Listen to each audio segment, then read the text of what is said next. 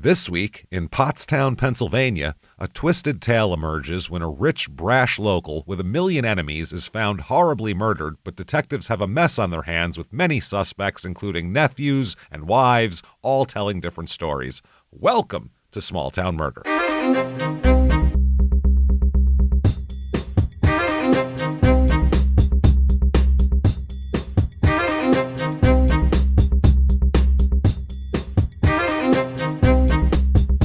Hello, everybody, and welcome back to Small Town Murder. Yay! Oh, yay indeed, Jimmy. Yay indeed. My name is James Petrogallo. I'm here with my co-host. I'm Jimmy Wissman. Thank you, folks, so much for joining us today on another absolutely insane edition of Small Town Murder. It is a twisted mess. We don't have to tell you that. It's the same every week. A crazy story, just way different all the time. Do it one more again. Oof, this is some wild stuff we have. Before we get to that, though, you definitely want to head over to shutupandgivememurder.com. That is where you find everything, all your merchandise, and especially tickets for live shows. Still some tickets left for October the 18th in Seattle at the Moore. Get in there. Very few. So they just put out a low ticket alert or whatever. So get in there if you want to see us, because that's pretty much all there is live for the rest of the year. Everything else is pretty much sold out. Might be a couple left in Philly. I don't know. Did they sell out? Maybe might be sold out. I think it's done, yeah.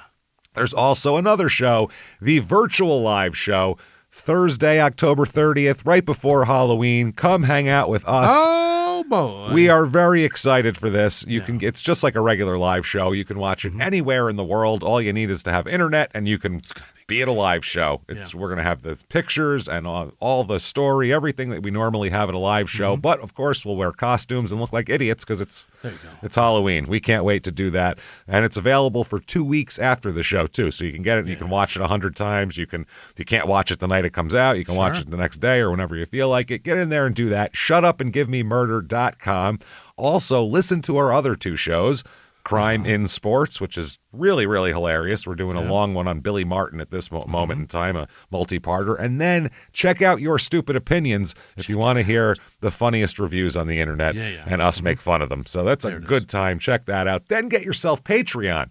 You need that. Patreon.com/CrimeInSports. That's where you get all of the bonus material. Anybody $5 a month or above, you're going to get so much. You're going to get, first of all, hundreds of back episodes of bonus stuff you've never heard before. Then, that's immediately upon subscription. Then you get new ones every other week. One Crime in Sports, one Small Town Murder, and you get it all, everybody. Yes, sir. This week, what we're going to do here, for Crime in Sports, we are going to talk about those old MTV rock and jock specials, where you get to see like a 5'3" R&B singer line up against Shaq in down in the paint. That's fun. Yeah. It's a good Boys time. to Men against the starting lineup of the Hornets. That's good. No, I like to see Gary Payton guarding the lead singer from Belle Biv DeVoe. That's what we need to see out there. So we'll talk about that. Then for Small Town Murder, we are going to talk about Unknown Number, the documentary where the mother, I can't even imagine why, does some crazy shit to her daughter. We'll talk all about that. I got theories why. We got a lot of theories. We'll get all into that. Patreon.com/CrimeInSports is where you get all that. But wait, there's more. There's more. You also get every show we do, Crime in Sports, Your Stupid Opinions, and Small Town Murder, all ad-free with your Patreon subscription. And you get a shout-out at the end of the show as well. So it's all we can do. We're leaving it all on the table for you. Get a better deal elsewhere. You can't. It's impossible. That said, disclaimer time. Here we go. This is a comedy show.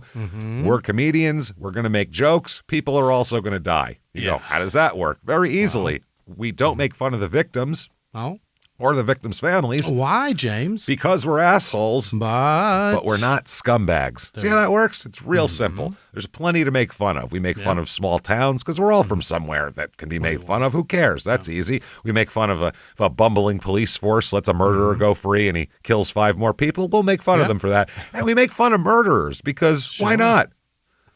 What else do we have to do? We can't put them in jail or do anything. All we can do is make fun of them. We're comedians. So we'll do that. Either way, that's how we do it. And if that sounds good to you, you're going to hear a wild story. If you think true crime and comedy should never, ever go together, we might not be for you, but we might be for you. So give it a shot. Either way, no complaining later. I think it's time, everybody, to sit back, clear the lungs. Here we go. And let's all shout. Shut up and give me murder. Let's do this, everybody. Let's go on a trip, shall we? Mm-hmm. We are going to Pennsylvania this week. We're going. Yeah, I've heard of this. You've heard of Pennsylvania? A Pottstown? Yeah, I've heard of Pennsylvania. Yeah. Pray tell of Pennsylvania. I've heard tell, yeah. Pottstown, Pennsylvania. Uh-huh. Yeah, it's been in little things here and there in pop culture. Yeah, it's got some mentions also. It comes up now and then, mainly as like a husk of an old steel town. Okay. Pottstown is like one of those places where they go, you don't want to end up like Pottstown. Yeah. Was there a song about Pottstown? Yes, we'll get into that. Uh-huh. It's in here. Don't worry about it. Absolutely. All right. We think we're going to miss songs. Pottstown, Pennsylvania is in eastern Pennsylvania. It's west of Philadelphia, about an hour outside, kind of northwest of Philly. It's about an hour and a half to Harrisburg, which is the other direction, the capital of Pennsylvania. Yep. And then 55 minutes to Chester, Pennsylvania, our last episode there, the angriest serial killer around. That guy was wild, yeah. This is in Montgomery County, area code 610 and 484. Can't hold this town. Can't hold it down with just with just one area code. Give us one. Little bit of history here. Iron and steel production that was happening attracted the Potts family, who were iron masters. Oh. Yes, they established a whole town. That's right. They established a forge and built a big-ass house just west of the creek. And John Potts, he founded the town in 1761 on part of the 995 acres that he owned. That's a shitload of land. Good for him. It is home of the nation's oldest mill, the Pottstown Roller Mill. Yeah. Which is right next to the Pottstown roller rink, which is very popular. Yeah. So it incorporated under the name Pottstown in 1815, becoming the second borough in Pennsylvania after Norristown. I don't know the difference between towns and boroughs and all. Every state has a different definition of how they do that, so won't even get into that. The railroad came in 1838. They made an extension of it, and that way they'd have their finished goods. They could get off on the rails. Yeah. Once that happened, the population grew and the metal production grew, and steel from this borough was used in the Panama Canal and the Golden Gate Bridge. Oh, that's great. So that's all there. And then the steel industry in America kind of fell apart. And like a lot of Midwestern towns, especially Pennsylvania, basically listen to Allentown from Billy Joel. That's same shit. They're talking about a coal, but it's the same thing. It's the exact same thing. So the jobs went away. People started to deteriorate. Not the people, the town. I'm sure the people too. People too. If you got no job, you got no food. Yeah. Now, famous people from here. Daryl Hall from Hall & Oates is from here. There it is. There you go. That's why. And their album Abandoned Luncheonette from 1973 features a photo of the Rosedale Diner, which is in Pottstown, which his parents used to take him to when he was a kid. So that's become like a tourist attraction now because of that album. Okay, that's great. And he made songs that mentioned Pottstown and stuff like that. Okay. Yeah. Here's some reviews of this town, and they vary. Let's just say that. Here we go. Here's 5 stars. I think Pottstown is a very decent area to live in. Very decent. Very decent. Very mid. Very middle of the road. I just think some areas aren't as safe as others, and the school district is not too good. I believe housing is pretty cheap, and it's a solid area. Sounds like a 3-star review, but that's 5 stars. It's just how he feels, though. This guy doesn't know shit. No, he didn't look up a single thing. He just hasn't left his house. He's agoraphobic, and he's like, I think this happens. This is why I don't leave the house. This is what I got in my mind. So here's my solid opinion on that, based on that appreciation. Decent. Yeah. 1 star. The town is horrible. New Jersey is so much better, and Brad is from here. Everything about this town is bad, and it sucks. Big fan of Brad. I think this is Brad's friend breaking his balls on Nitch is what that is. 1 star, Pottstown is an area about an hour outside of Philadelphia that I want to get out of. Oh. That's great. It saddens me as I walk to the park or to church and see all the broken down houses, people on the streets without work. I moved to San Diego. However, my mother passes away and brought me back to Pennsylvania. Yeah, I got to come back. I got to come back now. She lived in Pottstown, so I moved there to be able to clean her home out. But even now, I cannot walk past her apartment building. In fact, I will go blocks out of the way just so I don't have to pass her apartment. I miss her so much. This is 1-star review for mom dying. That's what this is. Mom died, 1 star. That's what that is. Yeah. It has nothing to do with the town. I miss mother. Yeah. Walking by her apartment makes you cry. Don't review the town. What are you talking about? I'm going to go dig up a corpse and put her in my Yeah, I was attic. going to say, this is how Ed Gein got started. 1 star. A disgusting, filthy, hoarder-ridden town. Oh, there's a bunch of hoarders. You can see inside their houses. Wow. Dead cats as far as the eye can see. Hoarder-ridden town dotted with drug addicts and religious extremists where abuse of children, teenagers, and young adults run rampant. Wow. Wow. So if are they fucking kids in the house that's hoarded? Like, I don't know. that'd be hard. It's a lot to overcome. I got out a decade ago. I will never go back. Okay. Why'd you review this 10 years later? Why do you give a shit? Imagine looking in your rear view that hard and be like, I'm going to tell everyone. Just weird. Back there sucks, and I need everybody to know. I need them to know. People in this town, 23,282. So pretty good sized town. Not bad. And a lot of that is it's cheap and you can commute to Philly from here. Which helps. It's only an hour away. So that's not bad. It is way more women than men, which is strange for a town of this size. 52.4% women and 47.6% men. Median age here, 35.4. So that's below the national average. Yeah. A lot of times you get towns like this, you get an older crowd, but I think maybe the closeness to Philly is keeping it lower. It's only 40% married here, but almost 25% are single with children, which is above the national average too. Race in this town, 65.6% white, 20.3% black, 0.6% Asian, 6.5% Hispanic. Religion is big in this town. 64% religious here. Catholic is a motherfucker. It's usually 50-50, and as you know, it's 38.5% Catholic. As we know, Catholics are the Baptists of the North. You bet. They're going to be the main group wherever you are there. Average unemployment here, not very, it's a little bit below average, actually. So there's jobs at this point. And with Philly an hour away, it's like, should be able to find something. The median household income here is $52,722 a year, which is well below the $69,000 national average. And the cost of living, 100 is regular, normal. Here it's 114, so more expensive. The housing is the cheapest thing out of all of these. The median home cost here, $297,800, which is less than the national average. But you might be convinced. You have to come here.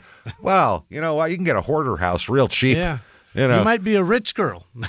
You never know. Who the hell knows? We'll find out. We'll find out if you're a maniac. Yeah. Maniac on the floor. You need to move to Pottstown, and we have for you the Pottstown, Pennsylvania Real Estate Report.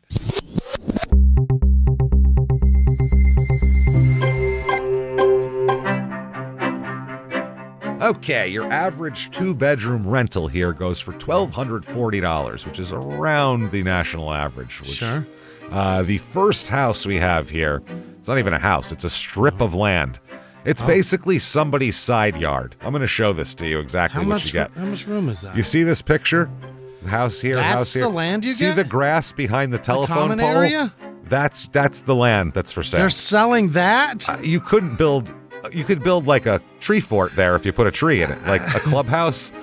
How much trouble are they in financially that they got to sell off that? That's like 2,100, that's literally a yard sale. 2,142 square feet of land. Literally a yard sale. Yeah. It's crazy. It is. That's all it is. It's 1107 South Street in Pottstown. $9,000 for that. They gave that an address. That's crazy. Yeah, it's so weird. You'd think the person next to it would just want to buy it. $9,000. Just mortgage it off, pay $8 a month, and just pay. Who cares? Move along. Yeah, that way you have a bigger yard now. Yeah. Next up here, 2-bedroom, 1-bath, 1,127 square feet, but it's a cute little house. I'll show you here. It's got the brick Nice little brick with the siding up top. I love that nice tree out front. That's nice. Oh, yeah. Good. No, very nice trees out there. Landscaping's nice here. It's built in 1938. This house is $259,900. Okay. Just had a $5,000 reduction as well. Look at this. The other one too, the land had a $1,000 reduction. It was $10,000. Now it's $9,000. You can get it for $2,000. Let's be realistic here, probably. This place is on sale. The whole town. You go in there with $2,000 cash and plunk it down. They're going to give you that strip of land, and then just use it to party and just fuck that neighborhood up. Just party. Then finally, here we have a 3-bedroom, 6-bathroom. 3,334 or 44 square foot house. It's really kind of a cool house if you see. I don't like the metal roof so much, but the rest of the house is cool. You know, that roof has grown on me. I fucking love those now. It's not that bad. Look at the kitchen. The kitchen's real cool with the cabinets. Big old island. It's nice. Those things don't leak, man. There's nowhere for water to get through. No, that's cool. I awesome. just don't want to hear it. Yeah, I suppose if you got enough room in the attic or some insulation up there, then big enough house. Yeah. This is built in 97. It's on 2 acres, $999,000. $1 million. And it just had a $51,000 price cut. Oh, it was over $1 million. Yep. It just happened like 3 days ago. It had this price cut. So if you want that house, knock yourself out. Things to do in this town. Here we go. Let's find out what there is to do. Not a lot, by the way. No. Not a lot in terms of organized things. There's stuff to do. It's just I found the Pottstown Go Forth 2025. Okay. Go forth, like the 4th of July, because it's the Independence Day. Yeah. Pottstown Community Celebration. And there's live music, tethered hot air balloon rides. Yeah. Which you might as well just go to the second story of a building at that point. What's the... Hey, you're tethered. What are we doing? I mean, that's the best way to do a hot air balloon ride, I think. I guess, but like, why bother? Keep that fucker anchored, but yeah, why not? Why... If all the balloons are in use too, they just have a ladder you can stand on top of. Find a construction crane operator. And there you go. Get throw a cherry him a picker. sawbuck. Yeah. Grand Pop Bubbles. Uh-huh. I don't know what that is. I don't know. Inflatables, face painting, food trucks, beer garden, vendors and artisans, and a rotary duck race as well. And there's going to be live music, which they don't say what that consists of, and of course, obviously, a fireworks show to round out the day. They say, "Heck yeah, Pottstown! Y'all made this one for the books. Free from lounging on the lawn to sky blast and fireworks. It all went down right here." Oh, and all of it was for free. That's all for free. You can go watch it. And then, if you're bored with that, you need to rock a bit. You need to rock. Well, tickets are on sale. I don't know if it's actually happening now or if it already happened, but get ready for a night of high-energy Van Halen classics and deep cuts.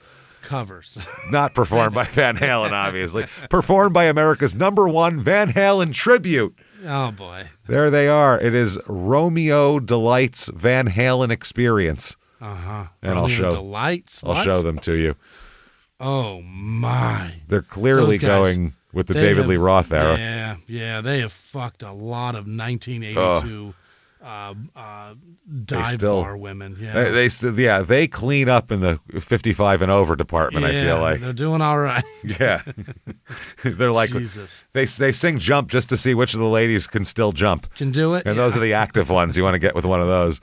So, this is happening in the Sunnybrook Ballroom.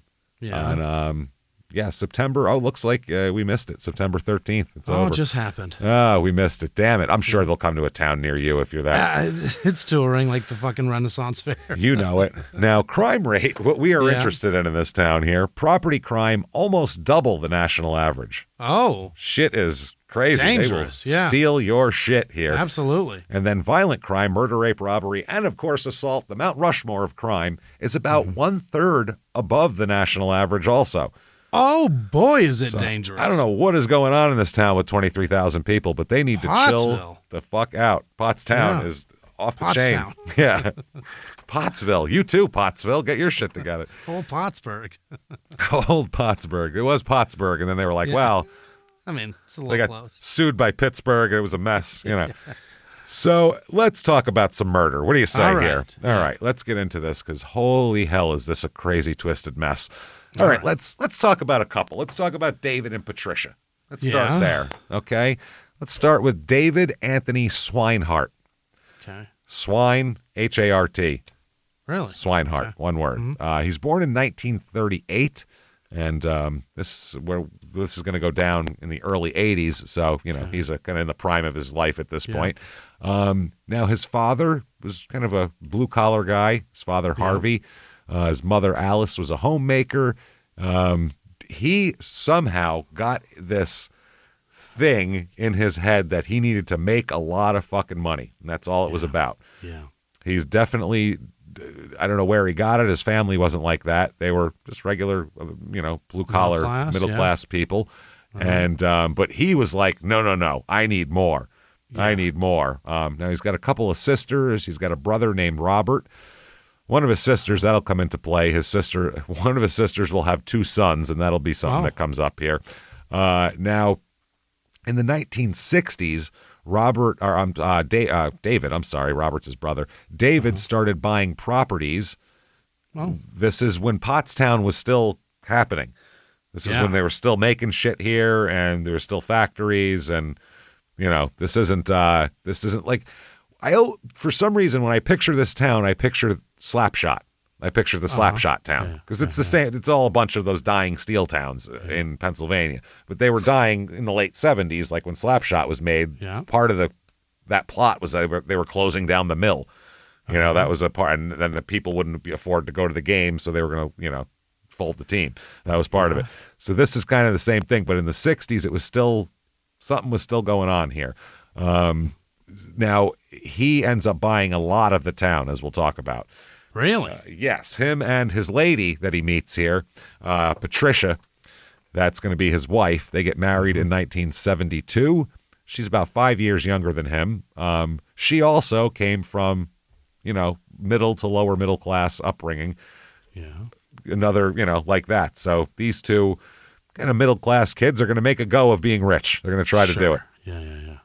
Now, as of about 1973 here, mid-70s, he has really done well for himself, David and Patricia together. Yeah. Buying property and such? Yes, he's turned into a real estate developer, and he's worth about $20 million by 1973. What? Which is big money in 1970. I mean, that's not adjusted for inflation. That's $20 million today. In 73. Yeah, that's $150 million. I mean, he's really doing well. Apparently, he is a workaholic, too. He works 18 hours a day. You don't get $20 million without working your fucking balls off. If you came from nothing and you don't have an education, but you're hustling, you got to hustle a lot. So he built apartment complexes. That was his main thing. He'd build these apartment complexes, and then strip malls he got into, because this is the time when strip malls started to really come into to be a thing, basically. Yeah. So he started building strip malls in the area. It is a genius thing that they did with that. Well, for a while. Get everything, and you park once and get everything. Yeah, it was. But it's for some reason, it got a bad rap after a while, the strip mall. Yeah, because it's an eyesore, obviously. Yeah, and it's a traffic congesting thing for neighborhoods. It does a lot of things that are negative, but it does a lot of things that are fucking great for convenience. That's the thing. Just having your drugstore, grocery store in one parking lot. Absolutely. And some strip malls are very successful and some aren't, basically. Yeah. We've seen those strip malls where there's 14 stores, 2 of them are filled. Yeah. And you're like, this is a disaster. Once one's available, it looks like the whole town's dying. It looks terrible. I remember at 19th and Thunderbird. Yeah. Or 19th and Northern, by where I used to live. Oh, Jesus. Way worse. There was like that Subway. Yeah. And there was like a immigration law office in there, and everything else was like shut down. Shuttered. But they had like signs up from like, typewriter repair, like shit that obviously no one's been there since 1988. You know what I mean? Shoe cobbling and shit like that. Like, where am I? It's a mess. So the sign for the business is still there, but then in the window it screams that giant available banner. Yeah. And that available banner is like the kiss of death. It's to a bright yellow. It looks awful. Screams, this business couldn't thrive here. It says we can't even get a Boost Mobile to rent this. This is a mess. Not good. Not good. So David owns whole blocks of houses. Okay. He owns a newspaper, a travel agency, apartment buildings, and an entire village that he built, that he owned. Wow. A whole village he made. Yeah. He's hugely just trying to make money, trying to, parlay this into that and flip this and build this. And he's got a lot of plates spinning. And he really comes out with, like I said, a lot of cash. They have a big house. He's got a private helicopter at one point. Wow. He's got tennis courts, a swimming pool. Living a different life. He had 235 properties in Montgomery County, including St. Peter's Village, which is a 350-acre tourist resort near French Creek State Park. Yeah. So, he has got so much going on. Now, he's very well known around the area as well, not only because his name is on a million signs for when they're building shit or when shit's for sale or things like that, but he stands out. You can see the guy from space, for Christ's sake. Is he a big guy? He's a big, giant guy. He's 250 pounds. And wealthy. And very, the word I'm looking for, very conspicuous, let's just say. Yeah. In his appearance as a human, he dresses like a shit, too. He's real sloppy.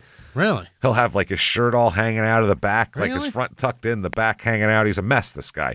And that sticks out? That in addition to the fact that he drives this crazy Cadillac that we'll talk about that everybody knows. A homeless guy getting out of a Cadillac. Getting out of a crazy red Cadillac. It's more than that. We'll talk about it. But oh boy. He's got a big giant house. His wife Patricia, she's wearing fur coats to the grocery store. Oh Jesus! And this is in an area that starts to kind of crumble a little bit. And he's getting out of his Cadillac with all sorts of shit done to it. She's walking around pushing her cart with a fur coat on like an asshole. Yeah. So.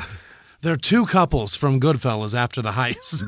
Combined into one. That's exactly what it is. Yeah. No shit. Yeah. It's my mother's name. Take it back. Take it back. So, she's a big-time socialite because he works all the time. So she's a socialite, knows everybody. They're going to have 4 kids as well here. By like 1981, they range in age from 6 to 17. So they have David. We'll go from oldest to youngest. Kerry is the oldest, and then David is 2 years younger than her, David Jr., I suppose. Then there is Christy, who is like 6 years younger than David, and then the youngest, who's 11 years younger than the oldest, is Michael, who's their youngest. So all these kids they have. Kerry, David, Christy, and Michael? Kerry, David, Michael, Christy, yeah. Okay. And, they have the kids look great and they're dressed nice and they have social standing and they have huge. She hosts throws big elaborate dinner parties. They're really into the society of the area too. They want to be the cool people. Obviously. Yeah, sure. They all of the exclusive people, all the politicians and lawyers and all that. That's who they hang out with. They vacation in Europe every year. Yeah. You know how it goes. You know the lifestyle, Jimmy. I'm familiar. We live it all the time, Just got back from Paris a couple days ago, Left my Cadillac with the bullhorns on the front at the airport. I keep my boss hog in my driveway so everybody notices it. You know what I mean? Now, David, like I said, 18-hour days, works on the weekends, does everything. Family dinner, phone rings, it's a business call. He's not coming back to dinner. He's involved in that. Yeah. So he's always kind of on call. And he has to be for this. And he loves it. He's a workaholic. He's into this. Yeah. Now, he's really just an eccentric guy, though. One employee described him as a, quote, comical dresser. Comical. He's comical. Funny. Not just a slob, but hilarious. Big shoes. He said, almost. He often wore ill-fitting pants with his shirt tail hanging out. And he carried around a seltzer bottle to squirt people with. What are we talking about? Spraying flour on his lapel. Yeah, exactly. It's crazy. He also, next to his office, he built his kids a gym right next to the office so they could play. And he also has a pet tarantula. Why? He's just a weird guy. Yeah. He's just a weird guy. Now, his car is what he's most known for around town. It is known as, quote, the Pimpmobile. Okay. That's what everyone in town calls it. Late 70s, early 80s, the Really? Pimpmobile. Okay. One of the cops in town said the Pimpmobile. That's what we all called it. Yeah. That's it. He's Do the we know cop. what it is? The cop said it's a Cadillac, a red and white Cadillac, and I'll let the cop describe it. Oh, okay. boy. Quote, he put on these oversized headlights and one of those Rolls-Royce grills, like Chong and Up in Smoke on his VW Bug. He put a different front end on the car? He's crazy, this guy. The cop goes on, this guy had money. Nobody could ever figure out why he wanted a car like that. Yeah. He looks like a crazy person, but that's what he wants. Why not buy a Rolls-Royce if you're that into a Rolls-Royce? Just get one. You have the money. You could do it. He was also known for throwing money around. Mm-hmm. That's the other thing. Everybody called him a high roller, and he would take people from his office. They'd go for, quote, work trips to Las Vegas and Atlantic City, and he would pay for everybody's everything. There'd be a $500 tab. He'd pick that up, no problem. Yeah. Other times they'd be in a bar. He'll just buy a round of drinks for everyone in the bar. Okay. One employee remembered a night where David had friends he was entertaining in a restaurant. He invited everybody. This was the Inn at St. Peter's, which is the place that he owns that near there. So anyway, people became a little pissed off that his party was making too much noise because he's a big, loud guy. So to apologize to everybody, he paid everybody's bills in the entire restaurant. All right. That is pretty good. Probably cost him $8, $9, $10,000 that night. Yeah. To be a little so he loud. could be himself. Yeah. Yeah. A friend of his said he was a hard-working businessman, but on his off-duty hours, he was a fun-loving man. He enjoyed life to the fullest. Okay. And he does enjoy life to the fullest, including the marriage is starting to fall apart here by 1981-ish here. What's Dave doing? Well, they're not getting along because he's never home. I mean, it's not unreasonable to go, can you not work 18 hours every day? Weekends included. You got to assume he's not going to be home. He's off busy earning $20 million. But you got to have a ceiling at some point. When can I coast? Yeah, that's the thing. When can I start with the family time? And the problem is he's got some issues here. So the marriage is in trouble. David moves out in early 1981. He leaves the house. Later on, somebody said there were allegations of infidelity and rumors flying around for a while. Dang. And somebody who knows the whole thing said, quote, David went to live with his girlfriend, leaving his wife at home with the children. Oh, he just found a younger woman. Definitely was doing Yeah, he just found a younger chick he wanted to hang out with here. Well, it's during this time that there's also a cash flow problem. There's there's a bad real estate drop because interest rates were extremely high. People think they're high now. They were fucking soaring back then. Yeah. So he had a cash flow problem, and he had trouble sometimes paying his water bills for his properties. Oh, wow. Which is basic minimum.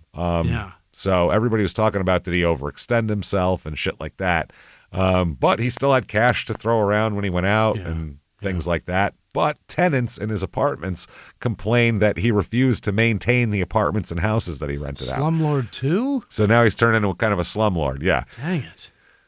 So in May of 81, 57 judgments totaling almost $15 million in business loans were filed against him. Oh, boy. In the Montgomery County Court by the Red Hill Savings and Loan Association of Red Hill. Court records showed that later on in the year, though, by the end of 81, he obtained a release of judgment for all but 2 of the judgments in exchange for various parcels of property.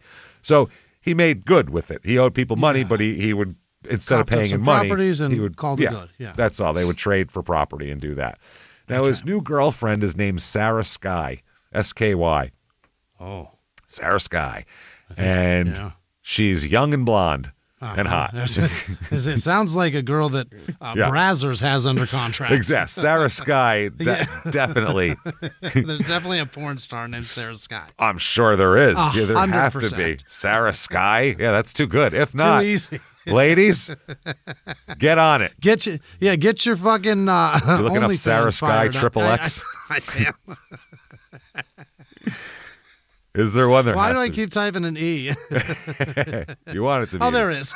There is. Of course there is. Of course there is.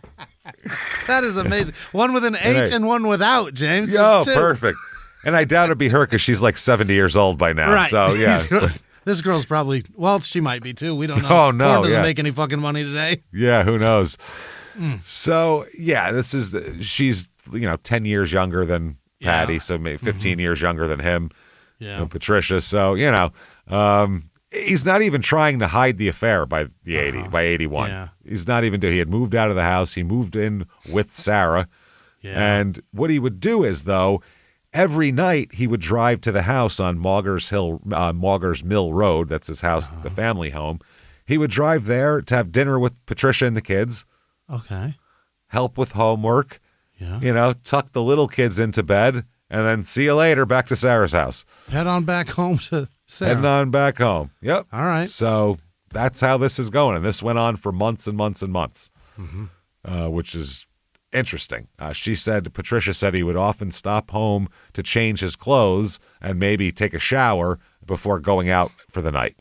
Yeah. Gotta He'd be like- clean for her. He'd leave reeking a Paco Rabanne, Yeah. just fucking, CK1 pouring off of him as he walked out the door, going out to party that night, which is interesting. So Patricia, by this time, by the summer of 81, it's a big house, and she needs help around this house. Sure.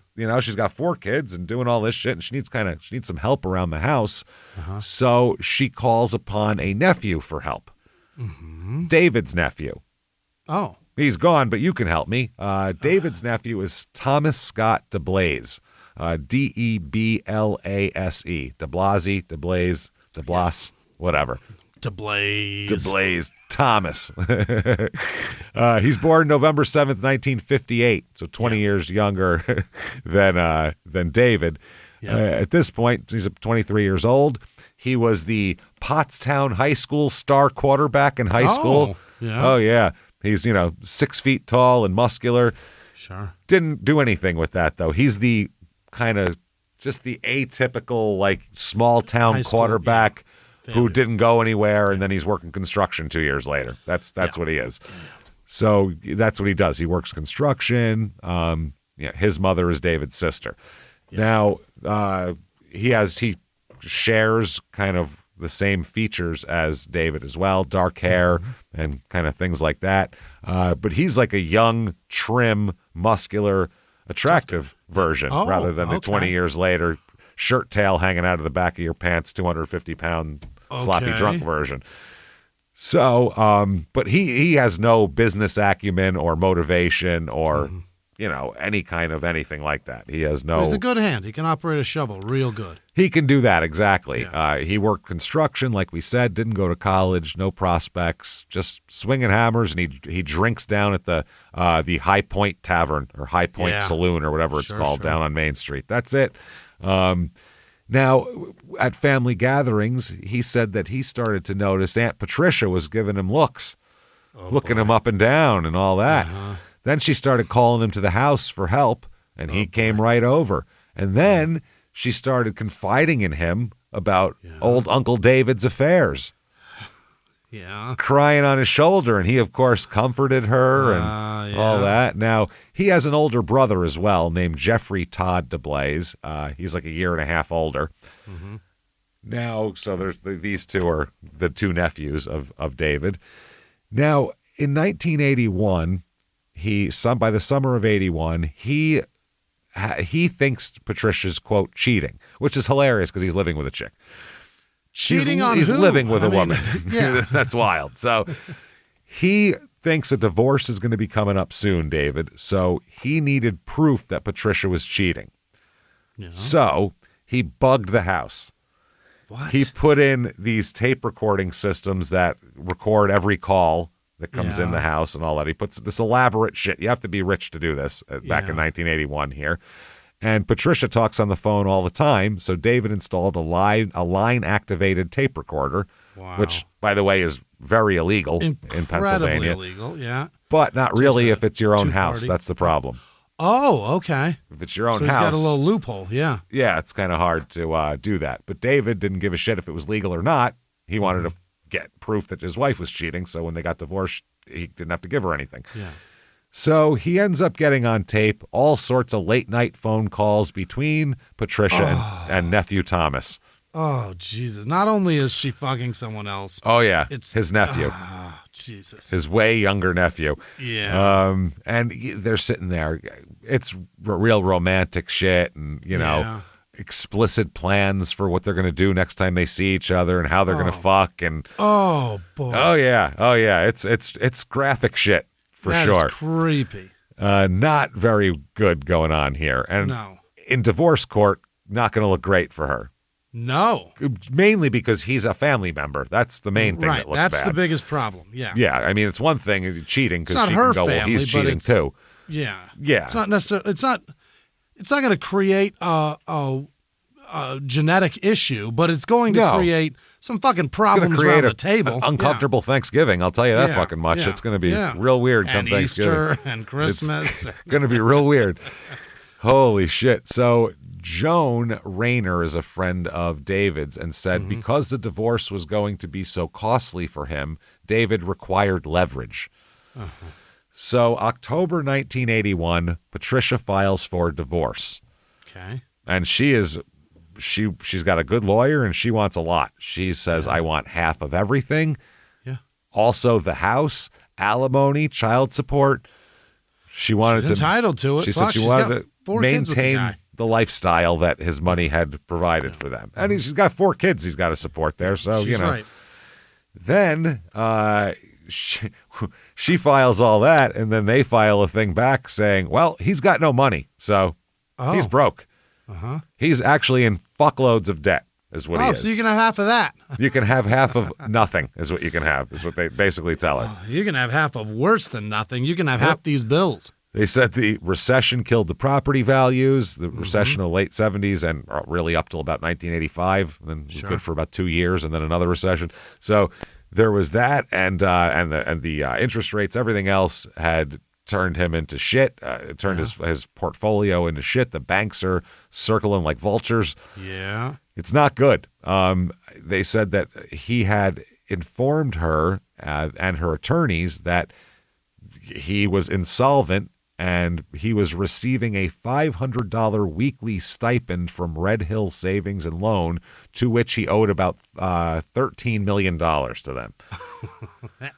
and growing. And growing, yeah. The only asset he had is his life insurance, which is $523,000. Okay. So he's got that. They would pay out if he dies, but other than that, you're stuck. Yeah, you're getting nothing. Yeah, you're really not getting shit. He's literally broke. He's super broke. In December of 1981, the owner of The Guardian, a weekly newspaper based in Montgomery County City, which is David, he owns this. Him and his 2 partners sold the Belmont apartments that he had for $1.7 million in December. So he's trying to get his portfolio at least to where your chin's above water. You know, he's just trying to get there, just be able to breathe a little bit. Now, January 15th, 1982, this is all going on. By the way, during all of this, all of the I want half of everything and I want the house and him saying I'm broke, he's still coming over every night. Really? Still coming over to eat dinner with the kids, still doing all that kind of shit.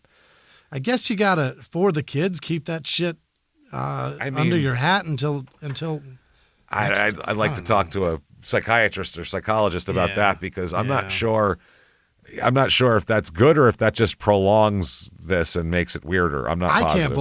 I can't believe it's possible for them. No, it's been going on for like a year though. That's a long. I could see for a month, but a year is crazy. So this night, January 15th, he showed up for dinner. It's the usual family dinner at the house, 284 Maugers Mill Road. The kids are jacked. Mom, Dad's here. It's great. The kid said too, Mom seemed in a decent mood tonight. It was they were actually, everybody was conversing nice. And Okay, yeah. there was not that weird tension that's been there a lot of the time. They both were happy about the upcoming a court date. This is going to be great. David helped his youngest daughter with her spelling homework. Hung out with his teenage son, talked some basketball, told Patricia the pot roast was delicious. Mm-hmm.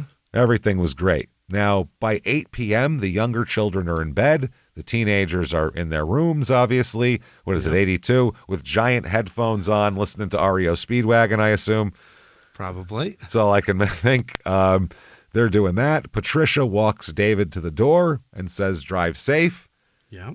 He walks out. His red Cadillac there, the Pimp Mobile. Right out front. Pimp Mobile is parked in the driveway. Usually he would park in the garage, but he wasn't parked in the garage tonight. So he was parked out front.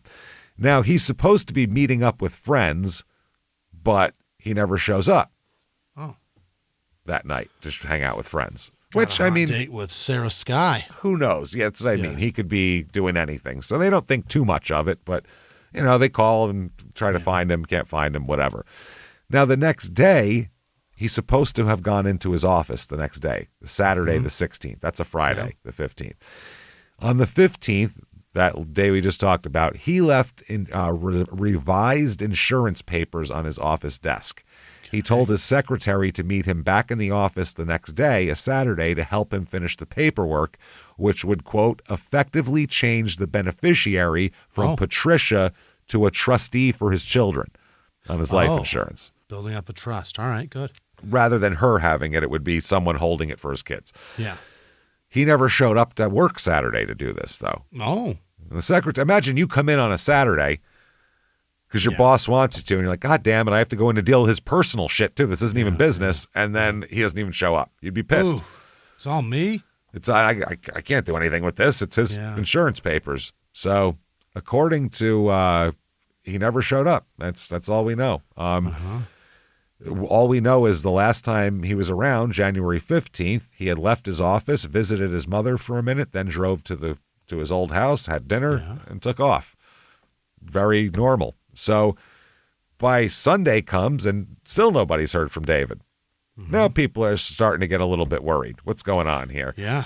And they don't fight, like his car isn't where it usually is. His car isn't parked at either the house or at Sarah's house, or it's very strange here. Then the 18th comes around. Oh. And it's David's birthday. It's his 44th birthday. So people are trying to get a hold of him, obviously. Patricia, by this day, he doesn't show up. They have like cake for him at the house with the kids. They're all waiting for him to come over for his birthday. They got candles lit and he's not showing up. So they're like, okay, this is weird. So Patricia calls the police and reports David missing. Yeah. She said he left Friday from this house and never came back. They go to talk to Sarah. She said, I have no idea where he is. He didn't come back Friday. I never saw him Friday. He never came home. So they're like, okay. His office was locked. Oh. So that's safe and secure. Nobody rolled him at his office or anything. His red Cadillac, nowhere to be. Pimp Mobile, gone. Nowhere to be found. So it's really odd. So they're looking into it, and they find out that he was expected to meet friends on Friday night but never showed up. Then he missed several more meetings scheduled for the weekends, and then obviously his own birthday party. So that's the point of this. Now, later that day, after he's been reported missing, there's a beat cop named Timothy Morrison, and he was checking alleys in downtown Pottstown, basically looking for homeless people that are going to die in the cold. Yeah, saving some lives. That's basically what he does, this type of thing. There's not a whole lot going on otherwise. Right. Then behind the Maple Street apartment complex, which, by the way, David owns. He owns that, yeah. He sees a red and white Cadillac with a Rolls-Royce grill on it. Not a lot of those. Car. Yeah, not a lot of those rolling around Pottstown, probably. Probably only one in the country. I'm going to say, It's been there. It's not, didn't just get there. The windows are completely covered in frost. It's been there for 3 days in January in Pennsylvania. Sure. So this guy approaches and kind of wipes off the rear window, gets some frost out and looks in just to see what's going on here. And he kind of jumps back from the car because what he saw was what looked like a frozen human being on the floor in the back seat. On the back, okay. And he thinks there's blood all over the car, too. Ooh. So he says, holy shit, that's out of there. Calls for, detectives and people like that. They open up the car, and David is behind he's on the floor in the back seat, behind the front seats on the floor. Mm-hmm. He's wearing a white ski sweater and brown pants that are pulled all the way down. Sure. And that's where he is. He is frozen solid, by the way. Yeah. Solid, like Frankie Carbone in Goodfellas. Like, it took them 3 days to thaw him out. It's that kind of solid. Thaw him out. Yeah. Which is crazy. So he's covered in blood, too. There's blood, frozen blood all over him, and he's frozen. Slush. Yeah. Which is crazy. Pants and underpants pulled down, exposing his ass, basically, sticking up at everybody. They do think that is as a result of being dragged into the car. Okay. They think his pants came down from being dragged, under the shoulders there. Yeah. Like that. So they perform an autopsy, and they find out that they feel like he was still alive when he was brought into the back seat floor of the Cadillac. Yeah. They think he was definitely still alive.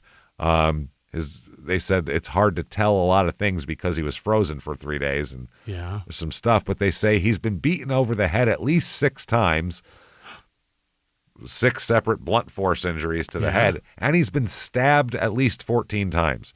Why That's a lot. Yeah. Yeah, that's a lot. He said that the initial crushing blow to the head would have probably killed him eventually anyway. Sure, yeah. But the rest of it obviously sped it up a little bit.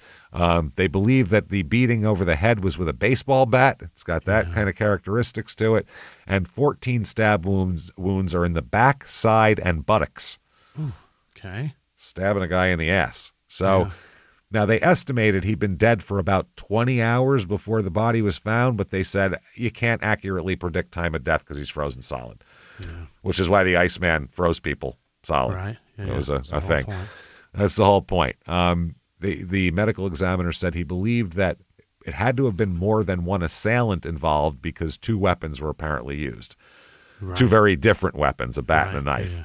So they were saying, and also not only for that, because one person could have bashed him and then stabbed him, but they said he's such a big guy, he would have probably needed 2 people to get him into the car. Oh, yeah. He's 250 pounds. So they said they believe that robbery is not the motive because David still had his wallet with some money in it and change in his pocket, and he was wearing his expensive watch still. Okay. So not robbery. Or that are terrible at their job, robbers. Or just looking for something very specific. Wanted the catalytic converter instead. Wanted One-Eyed Willie's map to his gold, and that's all. Anything less than that, he's not accepting. So the evidence in the car, there's blood all over the vehicle, not just in the back seat. It's everywhere. Yeah. So that's interesting to try to piece that together. There's multiple blood types present as well. Oh. So it's not just all from him. Yeah. There's fabric fibers that don't match David's clothing, so from the assailant or assailants, and snow and dirt is in the car inconsistent with the alley it's located in, meaning it was driven from somewhere else. Yeah. That was like snow and dirt that were on his shoes and on David. Right. Elsewhere. Yeah. Elsewhere. So he was drug into the car somewhere else, driven here, they're thinking. Mm-hmm. Now, remember, it's 1982, no DNA testing. Sure. No, the forensics are minor. Now there's touch DNA. Right. This is like who even knew? That's what I mean. If this was then, like, let's say this was 25 years ago, Brian Kohberger, they wouldn't even have talked to him probably. Right. Well, they might have because his car was driving around a lot, but they wouldn't have had anything to arrest him on. And the cell phone stuff would be weird, but that's all that they would be able to. That's not enough to arrest a guy on for murder. Right. Fuck no. Right.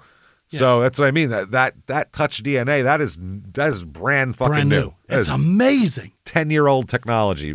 We don't even care about your fingerprint at this point. Oh, who cares? Yeah, screw your fingerprint. I don't care. Back then, all they had was fingerprints and blood types. That's it. And they have no fingerprints, so they think whoever did this wore gloves, which would make sense, too, because it was January at night. So everybody's wearing gloves pretty much. Yeah. Now, they go into the investigation of who the fuck could have done this. And the first thing they think is, does he have any enemies? Good Do you question. think a fucking ruthless guy with real $20 estate million? developer who owns a newspaper has no Yeah. enemies? I don't Some think people so. hate him. Yeah. He's got a shitload of enemies. Yeah. It's like Omar said in The Wire when his boy got killed. He said his enemies got enemies. That's where we're at with David. Yeah. Mo money, mo problems. And you got 20 million in the 70s? You probably got 20 million enemies. And you owe people money now, and you have how many tenants that someone might have a hot water heater you didn't fix on time? There is a million reasons for murder. People have moved out and still hate him. Oh, yeah. So an investigator said, quote, enemies, we could fill City Hall with people who hated David Swinehart. There you go. That's not good. That's bad.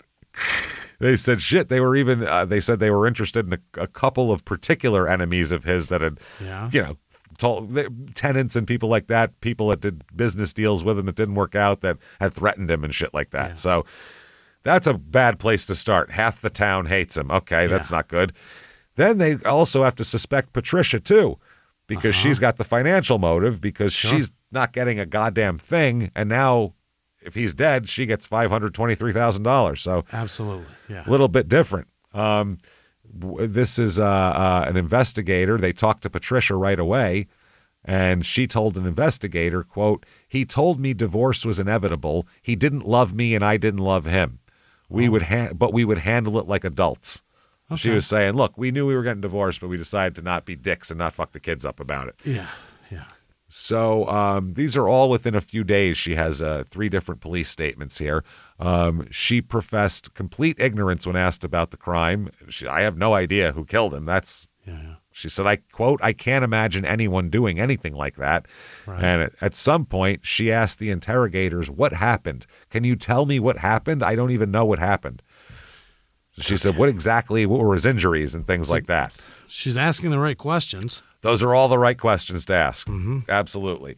But January 20th now, this is, less than 48 hours after his body's found, they also want to execute a search warrant.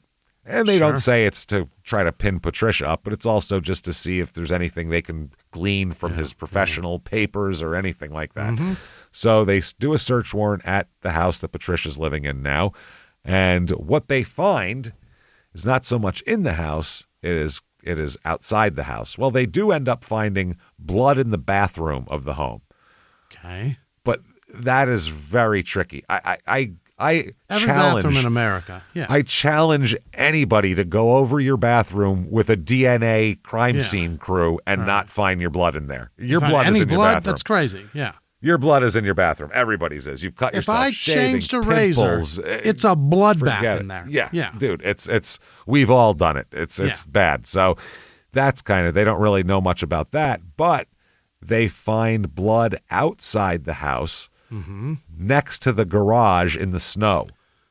Okay. They find bloody snow out there. How much? Really pops the red on the white. You know what I mean? And it's type O blood, which is David's blood type. Okay. So we know that, but we can't find no DNA yet, obviously. And 45% of the population is O positive. So could be anybody, really. Yeah. But still, they find blood next to the garage. That's something to go on. Now, they asked Patricia about, she said, no, I don't know anything. She said, who would do this to David? He had no enemies, which we know isn't true. Yeah. She said that they said, well, what about there's blood, all this blood? And she said, oh, yeah, David cut himself when he was fixing the garage door last week. Oh. That's where blood came from. That's where those drops came from. And then they said, well, you hadn't seen him for a weekend. What happened there? And she said, well, I assumed he was with his girlfriend. Oh. And she said, we were working things out for the children. And she didn't mean working them out like get back together, but they were working out the whole situation. Yeah, keeping it civil for the kids. That's all. Now, there's a funeral, obviously. It's at the St. James United Church of Christ. Hundreds of people are there. Everybody knows this guy. Yeah. Huge, giant thing. It's all the elite business people and the politicians and everything like that. They're all there, lawyers. You're that rich in that small town with that many real estate deals. You know every lawyer in town. Absolutely. All those people. Patricia stood at the casket, dressed in all black, with the children beside her, greeting everybody and taking condolences from everybody like that.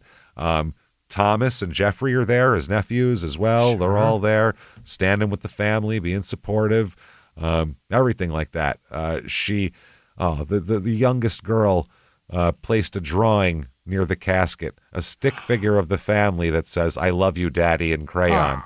That's Jesus. Heartbreaking. She said, Lord. Patricia said, "Now let's make everybody cry and put that shit out on the thing." That'll break your heart. That is the draw for an Uno for sure. Oh yeah.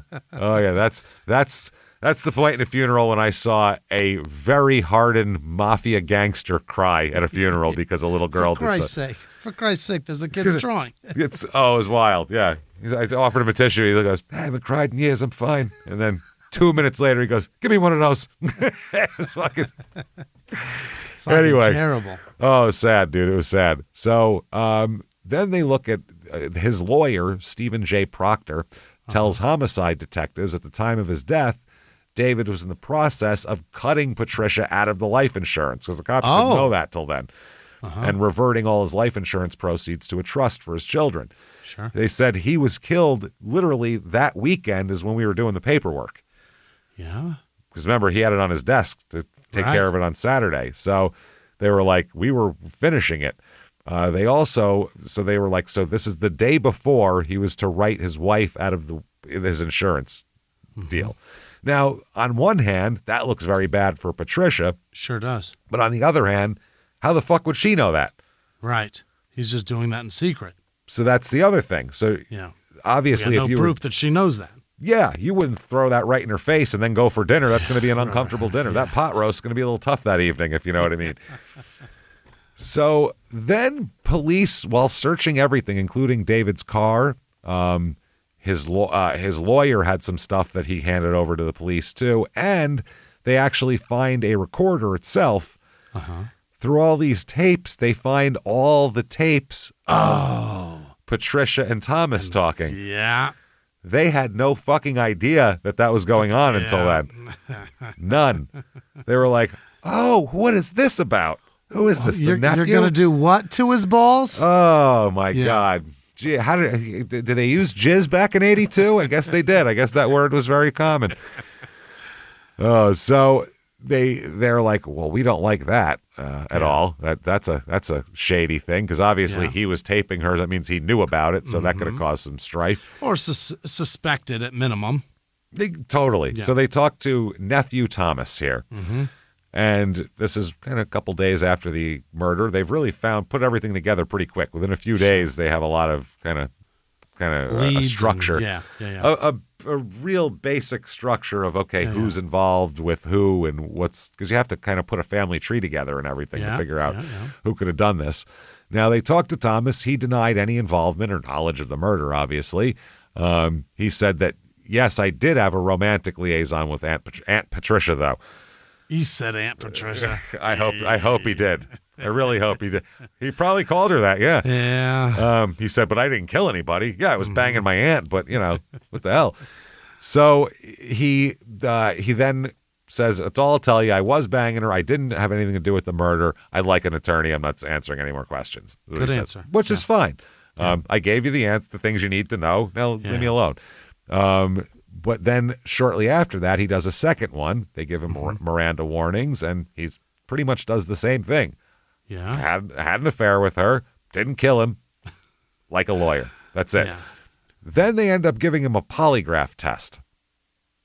Okay, which I'm not sure of the results of because in court documents that's not admissible. So that's right. So it's a cop basically has to leak it later or something's the only way you're going to know.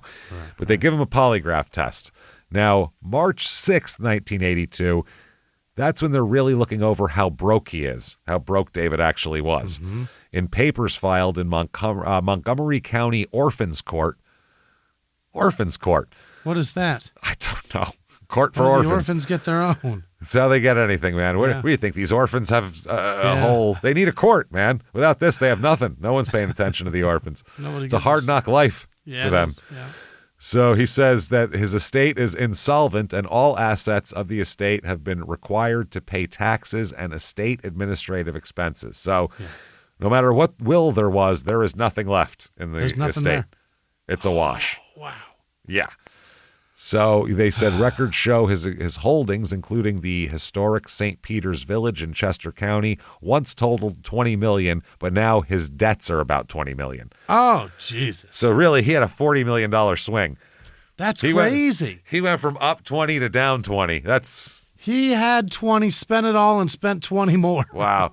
It's crazy that you have to have 20 to be able to get 20 more, though, to owe anybody. Yeah. You know what I mean? Right. And he did that because he did that based on property value. Property value plummets. Now he has nothing.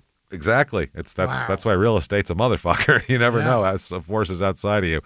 So the will that he had, dated August 24th, 1981, called for nearly all of the estate to go into trusts for the 4 children. He left his wife an amount exactly equal to the amount of my estate to which she would have been entitled to if I made no provision for her, quote unquote. Yeah. Under state law, a widow not provided for in a will may claim 1/3 of the estate. So if you're married to someone, you die, no matter where you gave your money to, she can claim 1/3 of that. Okay. Yeah. Which makes sense because you're married, which means that some of that's hers too. Sure. It's an equal thing. So in addition to the St. Peter's Village, he owns several travel agencies, apartment buildings, and other properties in the area, including the Weekly Guardian newspaper published in Pottstown. 35 of his other properties were auctioned off earlier in the year here to satisfy $12 million in debts to the Red Hill Savings and Loan. Mm-hmm. So they're trying to square his account, basically. Now, April 1982, few months later, remember he has a brother, Robert? Yes. David does. It's his younger brother, Robert. What a weird guy. What a strange family. David is this crazy, eccentric, pimp-mobile driving real estate mogul. His brother's a big game hunter. Oh, is that right? A big game hunter, yes, which is very, very weird. He idolizes his older brother, David, by the way. Big game in fucking Pennsylvania? Or he leaves to No, go? he goes to Africa to kill big game with a bow and arrow. Oh, my God. Yeah, he hunts very big animals with bow and arrows. Dropping giraffes with a bow. Fucking insane. Yeah, that's crazy. Some of his African exploits on the safaris with a bow and arrow appeared in the newspaper in 1966, describing his killing of an elephant, rhino, lion, leopard, sable antelope, zebra, and Cape buffalo, all with a bow and arrow. He took an elephant with a bow and arrow. You got to hit the heart, kill a rhino right? with a bow and arrow. Yeah, their skin alone should break that shit. I don't even know. I don't even know how you would do that. But that's a lot of bows. Or why you'd want to be honest with you. I don't know. But people are crazy. And back then there wasn't an animal rights movement really in the 60s. You almost got to blot out the sun with the arrows to take down a fucking elephant, right? No, it has to be like a whole volley of them from over the hill. Them. Yeah. Jesus. Like whatever happened to Custer has to happen there, Like, yeah, do the some 300. serious shit. Now, the Pottstown police chief says that Robert here has had some mental health problems. Sure. Especially since his brother died. Said he's been having a hard time. People said that Robert couldn't sleep, he couldn't eat. He kept saying that he should have protected David. He said he knew something was coming. He should have protected him. He said he should have seen it coming. Everything. He said he blamed himself for not intervening in all of this that happened. It's all his fault. So what he did was, one Monday afternoon, he went to one of the properties that David owned, Swinehart Building. Sure. I guess Robert had been admitted to the Philadelphia Veterans Hospital with his mother's assistance about the time that David was murdered, a little bit afterwards. He was home on his first furlough and was supposed to return to the hospital Monday evening. Yeah. So instead, Monday afternoon, his mom dropped him off at the Swinehart Building in the mid-afternoon because he wanted to look for some of his personal belongings that he had stored there. Sure. He never returned, so she sought help to find him. They found him in a storage closet with a self-inflicted rifle wound, blew his brains out. Oh, my God. In his brother's storage closet in what his the brother's fuck? office. Yep, that was one of the things he had in there was a rifle, one of his hunting rifles, and he turned it on himself. Huh? And he left a suicide note that says simply, quote, "Can't live with the guilt." Oh, Jesus. Okay. Feels terrible he didn't protect him. Yep, and it's his younger brother. It's not even his older brother. So that's crazy. It's around this time that Thomas, the nephew Thomas, we'll call him, receives a target letter, which target letter summons him before the grand jury and advises him of his right to counsel. Mm-hmm. He appears before an investigating grand jury represented by counsel. So this is basically an inquiry. When they can't figure out what's going on, they'll do a grand jury inquiry because you're under oath in front of the grand jury.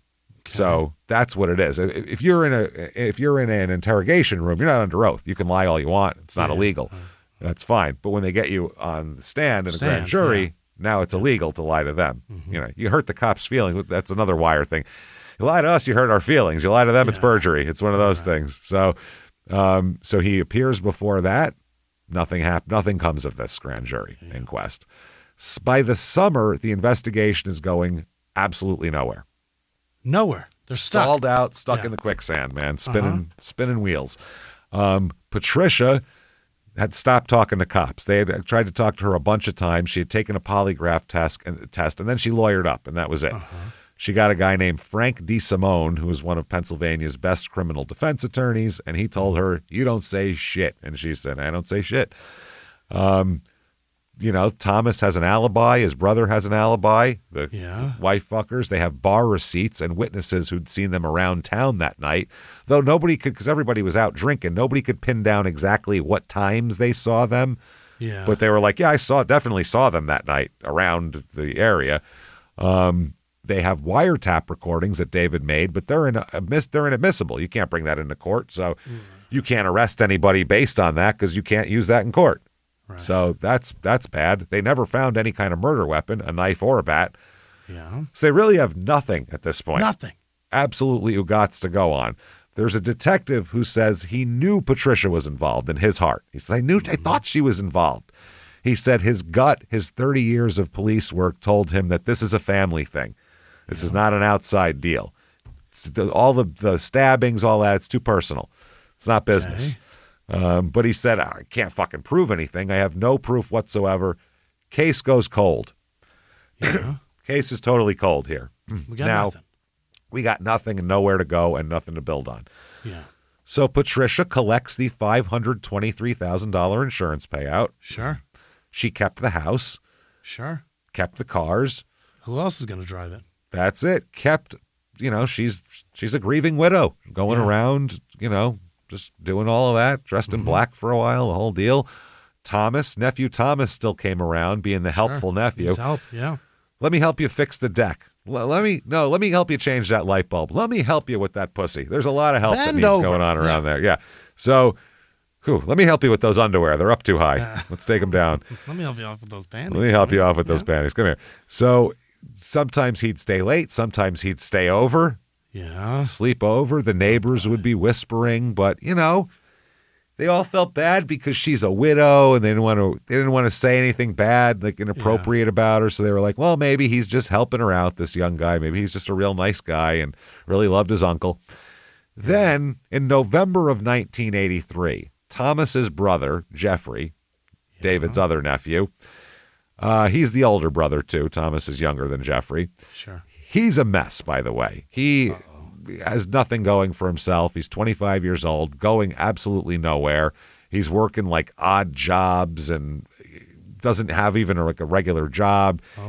He gets in like bar fights all the time. Yeah. He's got a criminal record for a bunch of petty thefts and shit like that. He's just trash. Yeah.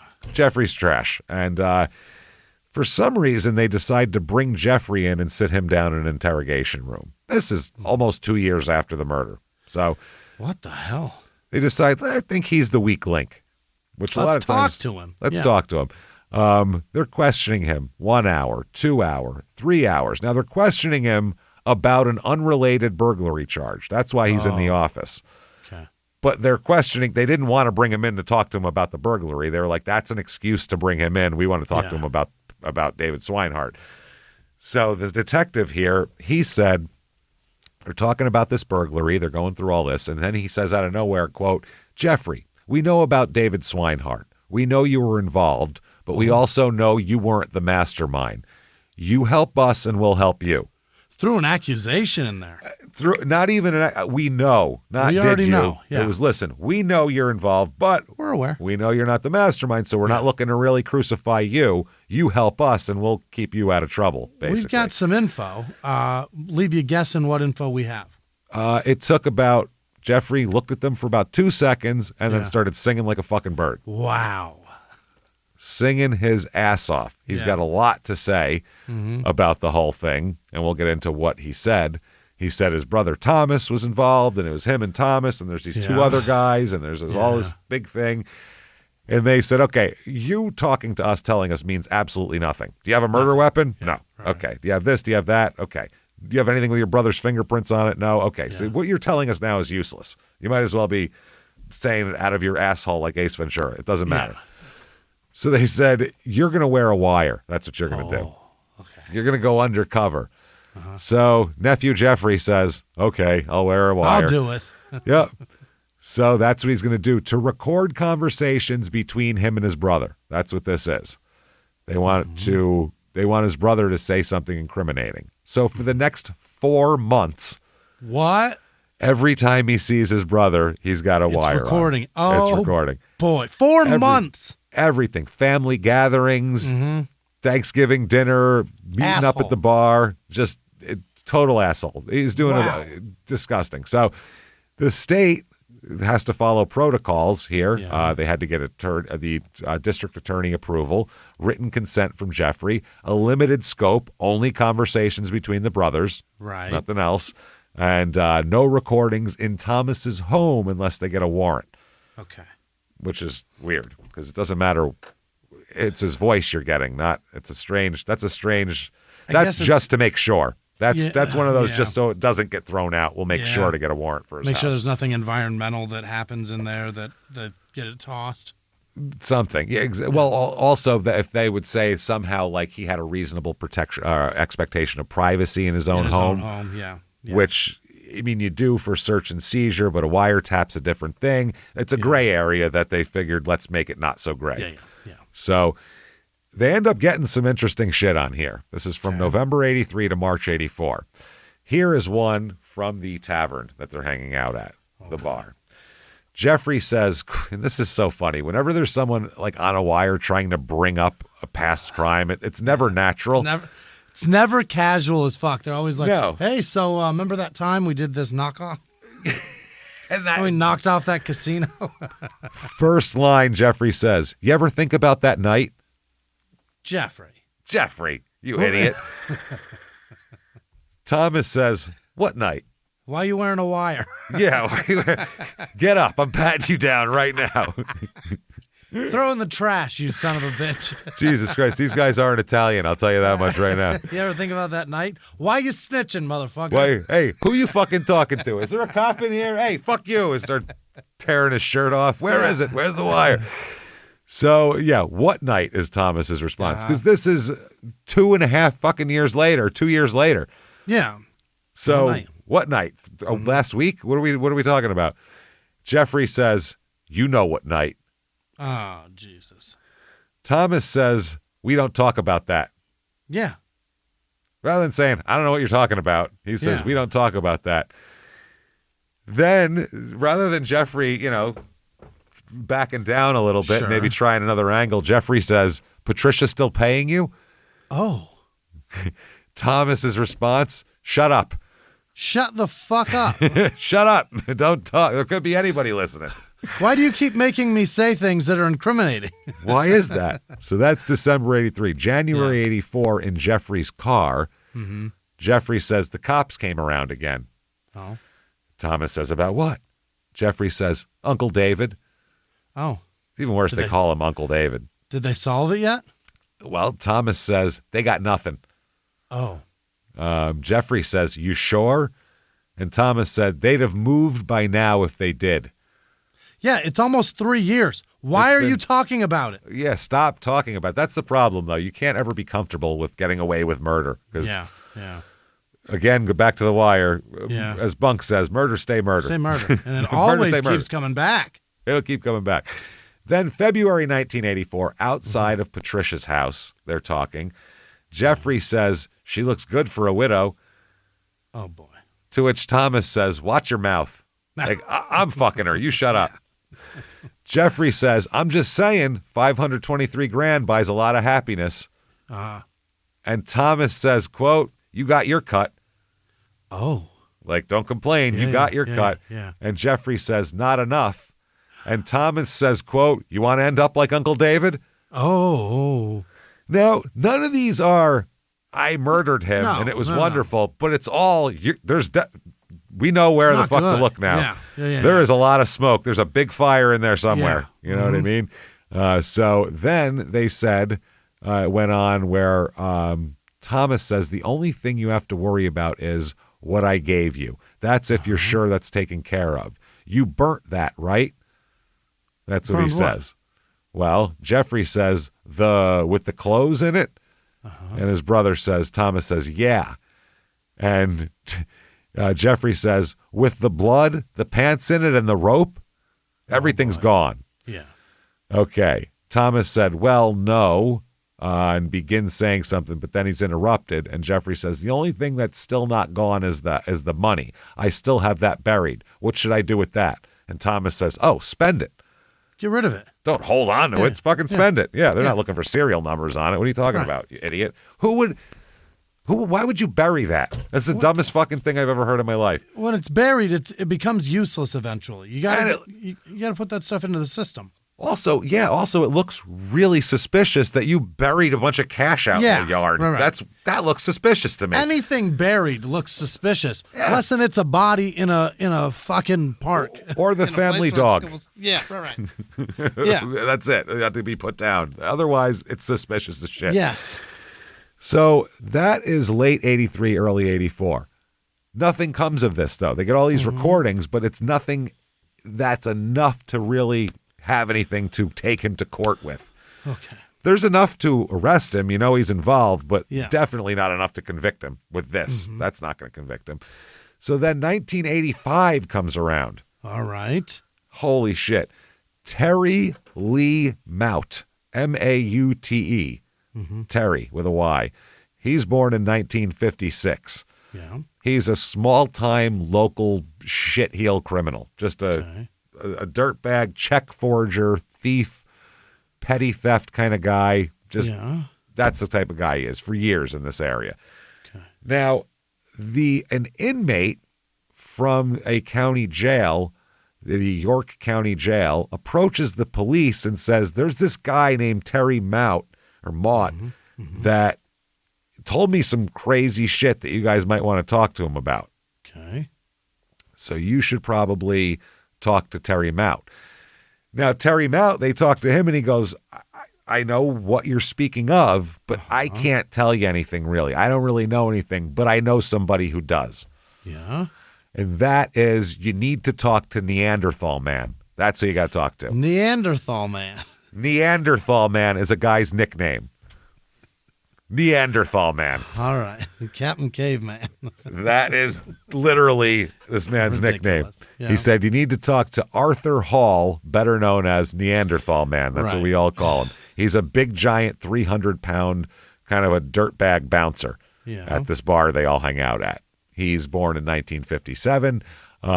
He's just in and out of county jail. One of these guys. Sure. Dirtbag, armed robbery he's been related to or arrested for, thefts, robberies, drugs, you name it, all that bullshit here. So May 10th, 1985, they decide we're going to talk to old Neanderthal and see what he has to say. Okay. So they do. They've been heard from this Terry Mout that this is the guy to talk to. Yeah. So they get him in there. There's this giant guy. Right. Like, whoa, what the fuck? And he's there. So they tell him, listen, cooperation's going to go a long way with you. Right. They are. They said without it, they said you could be looking at the electric chair. Oh, yeah. You could be taken away from your family, put in the electric chair. He said these things could happen. Sure. These things could happen. So at this point, he admitted he's a drug dealer and all this type of stuff. They're like, we don't care about that. Doesn't matter. You can deal all the drugs you want. Doesn't give a shit. They said, you've repeatedly lied. You've denied any involvement in all of this. It's at this point, with the electric chair and all this pressure, Neanderthal man breaks down and gets emotional, according to the cops. Yeah. And he says, Hall tells them, it's time to come clean. He said, it's time to come clean. He said, I got to do it. And he said, I got information about a murder, the Swinehart murder. Yeah. And they go, well, we fucking know that. Well, let's hear it, buddy. Tell what us did we more. do here? Yeah. What the fuck happened? So he said it was November of 81, a couple months before the murders. He said Thomas was sitting, nephew Thomas, sat nursing a beer listening to his older brother Jeffrey complain that he was broke. Yeah. Jeffrey had very little going on for himself, and basically their Uncle David had all these millions of dollars, and they had nothing. So they were talking about that. Yeah. At one point, Thomas tells his brother Patricia needs help. And Jeffrey said, what kind of help? Yeah. Thomas said, the kind of help that pays money. Oh. So Jeffrey said, well, I'm always interested in that. Yeah. So at that point, I guess both the brothers, the DeBlaze brothers and Terry Mout, all approach Arthur Hall here, Neanderthal man. Yeah. They approach him, and he's working at the bar as a bouncer, and they asked him, will you help us in a robbery? Now, this is right up Neanderthal's alley, so he says, shit, yeah, I'll help with a robbery. So he said the four of us made a plan to go to the home that Patricia and David lived at. He said, quote, we met at the High Street Tavern around 8:30 p.m. on January 15th. He said the DeBlaze brothers, me, Terry Mout. Thomas got a phone call, I'm guessing from Patricia. He said it was time. Oh. We drove to the house in Thomas's green pickup, parked down the street, walked up to the property. Jeffrey had a baseball bat. Thomas had a knife. You see where this is going? He said Jeffrey jumped out of the shadows with his baseball bat and started wailing on him. Oh, Jesus. He said the first blow caught David in the back of the head, dropped him down to his knees, nailed him. He said up to going into it, Hall said he thought it was a robbery the whole time. He said that Jeffrey, on the way over there, had told him, if he gives me a hard time, I'll fucking kill him if he gives me a hard time. Thomas had replied, that would eliminate all of our problems, all of us and mine and hers. Yeah. So Hall was like, I don't like the way that sounds, he said. Right. So he said he said it was the brothers who committed the murder. They hid in the bushes near the garage until he came out. They jumped out. Jeffrey hit him in the head with a bat. He screamed and fell down in the driveway, and Jeffrey kept hitting him in the head with a bat. He said this while Thomas, then Thomas took the bat and started hitting him while Jeffrey started stabbing him. Sure. Okay. So there's blood everywhere, obviously. Thomas is hitting him. Altogether, 7 blows to the skull, but he's still alive. Oh, God. That's when Jeffrey has a 10-inch hunting knife. Oh, boy. And stabs David in the back a few times. And wherever he could, he's just stabbing all around. And there's a coat on and all that kind of thing, too. Yeah. Arthur also said, then Terry kicked him, because Terry Mout is there, too, and said, make sure the son of a bitch is dead. Oh, boy. Blood pooled in the snow. He's like, there's steam rising from knife wounds. It's creepy shit. Now, he said, Arthur said, when Jeffrey hit him from behind, just destroyed his skull. Thomas jumped in, took the bat, kept swinging. Then Jeffrey started stabbing. It was butchery. Yeah. He said, then they searched his pockets, took his wallet, made it look like a robbery, but left an expensive watch and also more cash on it that they didn't find. Right. So then, after rifling his pockets, they said, make sure he's dead. And Hall said then they loaded him into the Cadillac and that he and Jeffrey drove away to dump the car and the body. So it was Hall and Jeffrey driving in the Cadillac with David in the back seat there. So they said Terry Mout and Thomas left in the truck. Obviously, that's parked down the street. Sure. He said, Hall said, I drove the Cadillac to the alley with Jeffrey. He kept stabbing him during the drive, like he couldn't stop. Jesus. He said that he reached into the back seat and started stabbing him again, saying, you didn't like our family anyway. Okay. So they left him in the back seat of the Cadillac. Jeffrey kept stabbing his body, leaving more blood evidence all over the car. Yeah. They left it in an alley behind one of his own apartment complexes in Pottstown, and there was that. Now, then they scattered. Thomas went back to hang out with Patricia, and Jeremy went back to the bar and to establish an alibi, and Mount and Arthur Hall just went about their business as well. Sure. So May 11th, the very next day, Thomas and Jeff are arrested, and Terry, too, they end up finding as well. Okay. Jeff is already in custody. They bring in Thomas now. They had apparently a lot of luck. Just before 3 a.m., on their way to look for Thomas, they were literally going to, like, check out that bar, check out this place he hangs out at. I heard he hangs out with a chick over here. They stopped at 7-Eleven to get cigarettes. The cops did. Sure. And as they were walking into the store, here's Thomas walking away from the counter. And they were like, oh, all right, there you are. You're under arrest, asshole. Yeah. Perfect. We were just going out looking for you. Right. So he's charged with, he just said, I wanted my lawyer. That's all he would say. Right. He's charged with homicide, robbery, theft, voluntary and involuntary manslaughter, aggravated and simple assault, recklessly endangering another person, possession of an instrument of crime, and criminal conspiracy. That's a lot. Terry was picked up. Jeff was already in custody because he was state's evidence at this point. Terry was picked up at a girlfriend's house in Lower Pottsgrove Township, and Arthur was already in jail on that robbery thing, that beef burglary or whatever it was. He's transferred from a county jail into protective custody now because he told. Yeah. So the press is like, is that it? You arrested 4 fucking people and we didn't even, who are these people? What's going on? What's going on? Are there more? And the police said that there is a 5th suspect, possibly a woman. Possibly a woman. Yeah. They said no motive that we can make public. They just said this was a long, arduous, difficult investigation. It took more than 3 years, and there were as many blind alleys in this thing as you could possibly conceive of. Why do they have to do that? He was found dead in a fucking blind alley. Yeah. Why do they do that? Too many holes in the whole thing. Too many gaping wounds in this thing. I don't like it. They can't help it. It's every show we do. We've been beating up this one for a while now. There's been a lot of holes in it. A lot of holes. Why do they always say something? Something that relates to, I swear to God, it's just that you can't help it. It's got to be a mental thing somewhere that they have to bring it up. It's like why you thought Flipper played for the Dolphins. Yeah. You know what I mean? It's the same thing. Flipper Anderson played for it's just your brain's looking for connections to make things make sense. A map. Yeah. It's too much of a question. Your brain's always looking to put shit together to solve puzzles, whatever it is, and they'll make a puzzle out of nothing. Mm-hmm. Now, Patricia, the brothers are going to be awaiting trial in the Montgomery County prison or jail. Mm-hmm. Patricia attended the hearing for the Jeffrey and Thomas, playing the widow, saying, my husband, these guys did it. When reporters asked for comment, she dabbed her eyes with a handkerchief and said, quote, I just want justice for David. Who doesn't? We all want justice for David at this point. June 1985, the wiretap wars start.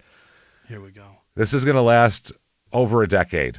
The wars over the wiretaps. What? Really? Oh, yeah.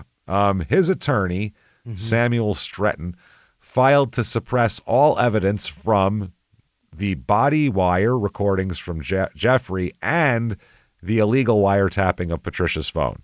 Okay. From David. Said none of this is about it. The wiretap suppression, the Pennsylvania law on the phone one was clear. That's suppressed. Clear. Yeah, you can. Yeah, even though he was dead, his illegal recordings couldn't be used.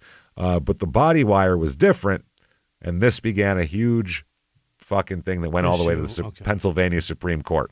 Wow. In June of 85, Judge Horace Davenport presided over the defense, arguing that Thomas's Sixth Amendment right to counsel had been violated. He asked for a lawyer during his initial questioning. Any evidence gathered after that request should be inadmissible.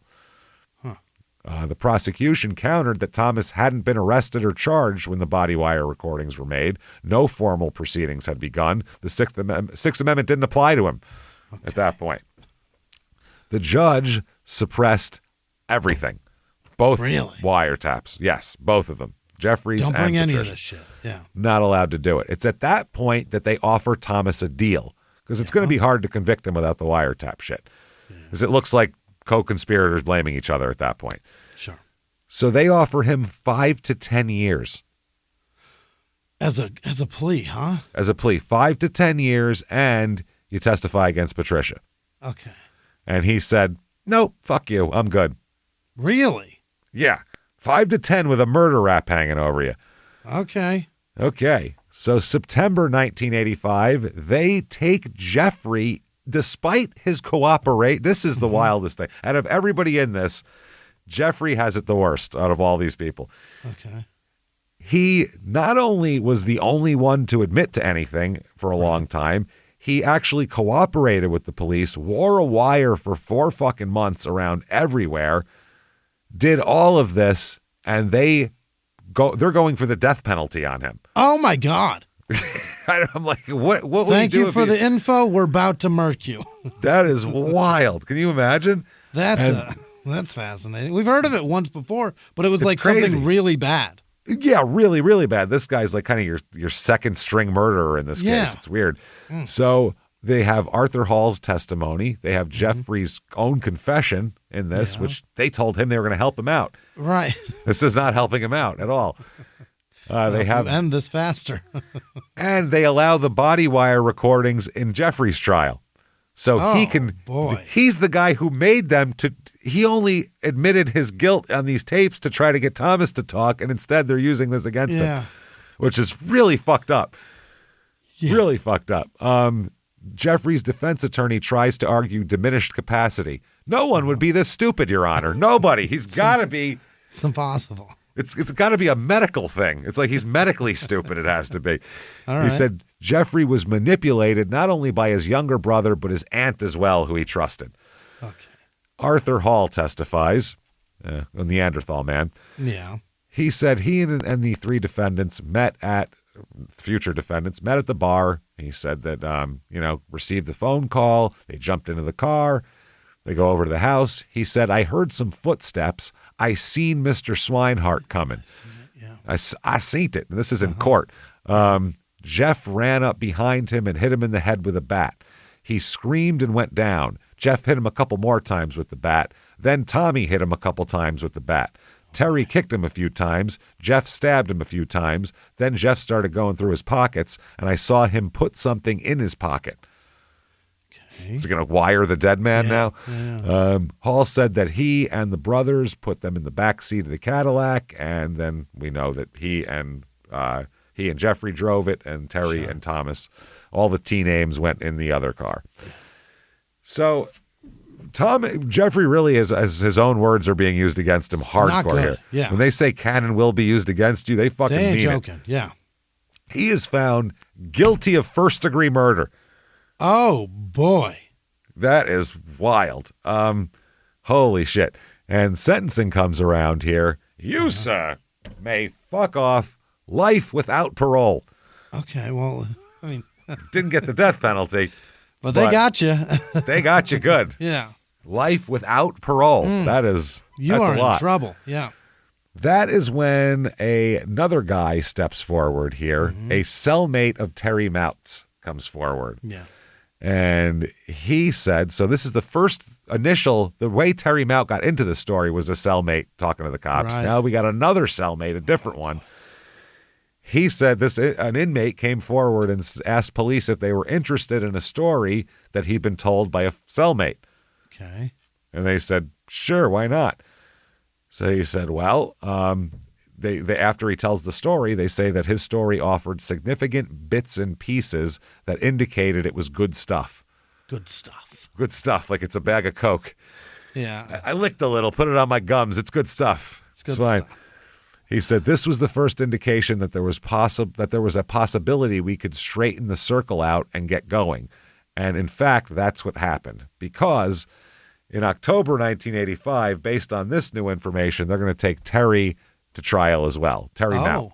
Yeah. And we have Arthur saying he kicked him and said make sure he's dead, and he was the guy. He was in it. You know what I mean? Yeah. According to Arthur. So this cellmate's name is John Gladfelter. I'm glad you felt her too, John. Jesus. He testifies that Terry told him that Patricia had paid Terry to kill her husband. He got paid money by Patricia. It was only about $2,000 apparently he got. $1,500 to $2,000. Jesus.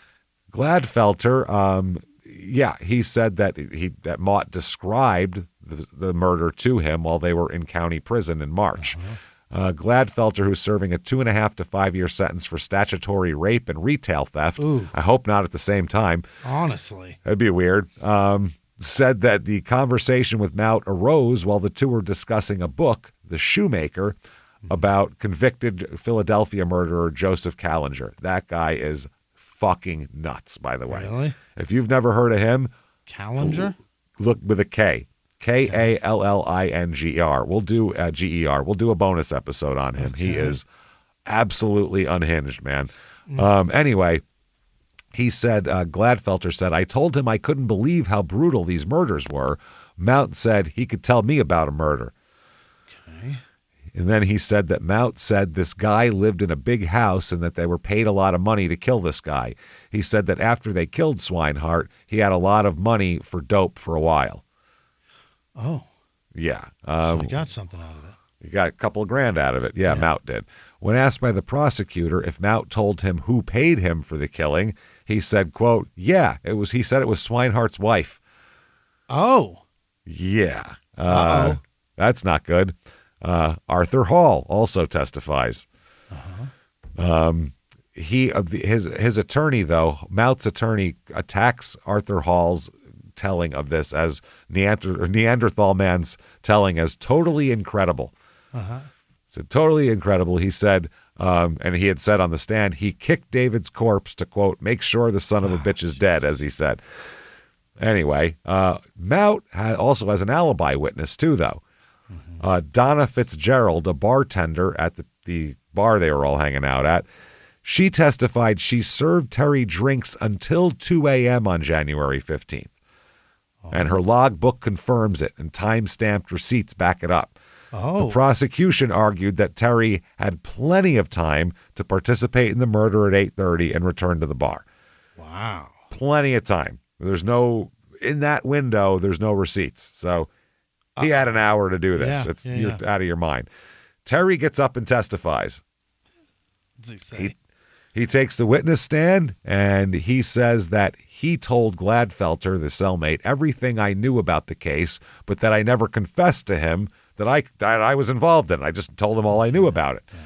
He said it's ridiculous. He said that Jeffrey had admitted to him that he, his brother, and Neanderthal man had killed Swinehart. Oh. Terry said the conversation took place while they were all taking heroin in Terry's pickup truck behind the Pottstown YMCA. That's Jesus. All class right there. Yeah. Let's go in my pickup behind the YMCA and shoot some dope. Yeah, that's great. Talk about murder. Talk about some murder. So during the closing arguments, the defense rips Neanderthal's testimony. They said that Hall had arranged a, quote, sweetheart of a deal with the district attorney's office in exchange for his testimony against his co-defendants.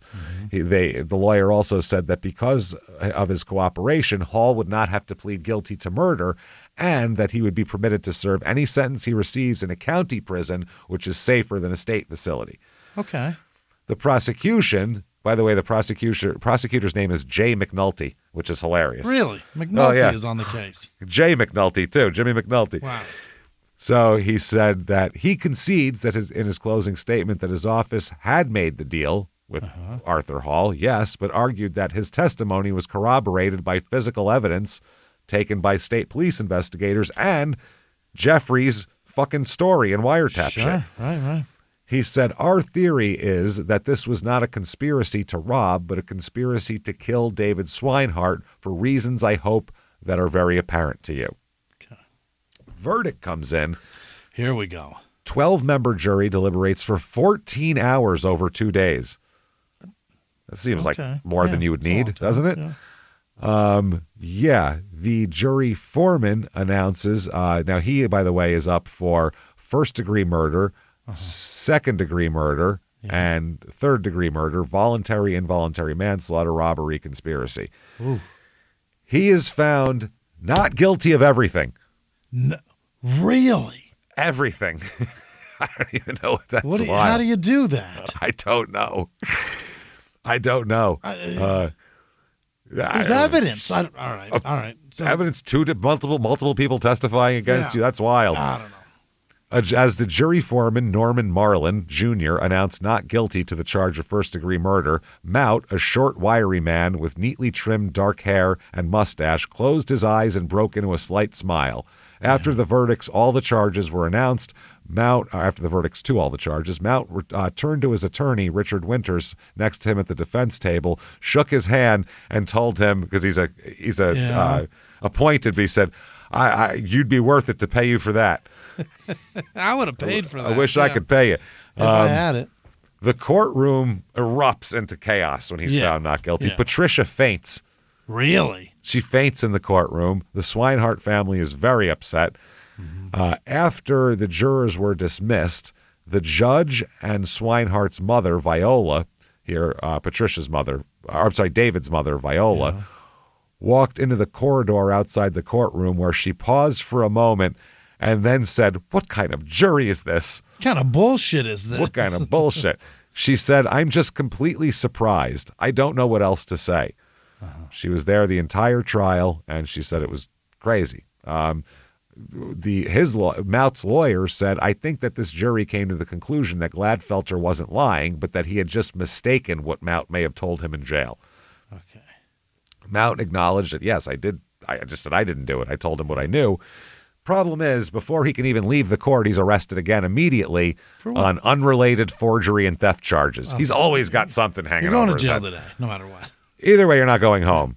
He's going to end up being in jail for the next 20 years in prison he'll spend. Based on this shit. Not even based on murder. Wow. Got away with that, but you're getting 20 anyway. 1986, Thomas has his wiretap appeals. The Commonwealth appeals the decision to suppress all the wiretaps to the Supreme Court. The Supreme Court, they affirm that David's recordings of Patricia over the phone are still out. Okay. But now they reverse the wire, Jeffrey Ware in the wire, and now those recordings can be used against Thomas. Okay. So here we go. 1987, Thomas's cellmate comes forward. Stop talking to people in jail. Just stop it. I get that it's late and you're bored and you feel like no one can hear you because you're literally in the belly of the beast. I understand it, but shut the fuck up. Yeah. This is John Hall. No relation to Neanderthal man, by the way. Different Hall. Or Oates. Or Oates. None of them. Daryl, not related to Daryl, Arthur, any of them. I wonder if Arthur Hall was Daryl's father, maybe. Do we know that? That's not true for sure? I don't know. I got to find out if any of these people are related to Daryl Hall. This girl's name was Sarah Sky, too? Sky, S-K-Y. Was it Hall and Oates? Sarah Smile. Yeah, did they? That's funny. Smile for me, Sarah. That's fun. I'm telling you, it's all involved. Crazy. It's all involved.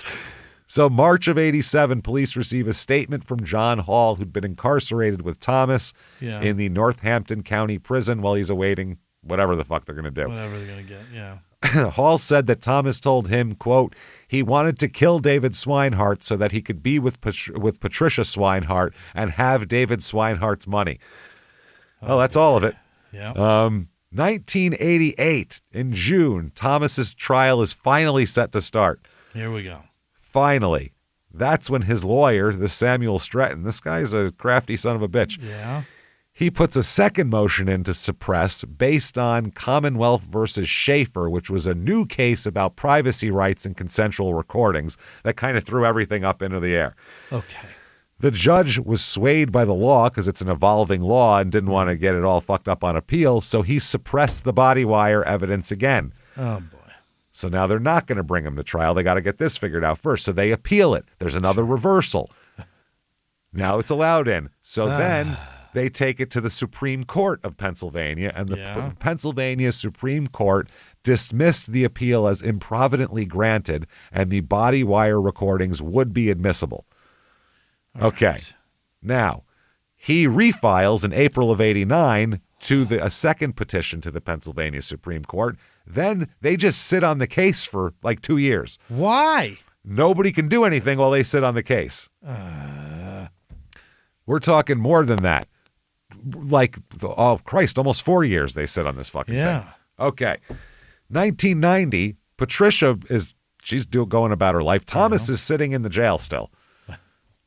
He's on no bail for the last 5 years. So sitting there. Now, Patricia, she keeps the house. She kept the insurance money, her kids, cars, all that. She's been financially secure. She's seen around Pottstown, shopping, going to PTA meetings, living a normal life, doing her thing. By the way, she's not fucking him anymore. Thomas and Patricia, they've been done together. Yeah, he can't help anymore. Yeah. The problem is she spent all this fucking money already. She spent the legal fees for her own protection. She had to hire a lawyer, private school for the kids. She's had to maintain the house and, all that kind of shit. By 1990, she's pretty much broke. Uh-oh. She's pretty much dead fucking broke. Then May of 1991 happens. Yeah. Okay, Terry Mout, by the way, him, who testified at his own trial saying he didn't do anything and all that kind of thing. Well, in May of 1991, the state statute of limitations on perjury expires for him. Okay. On his testimony. So now he comes forward with the truth.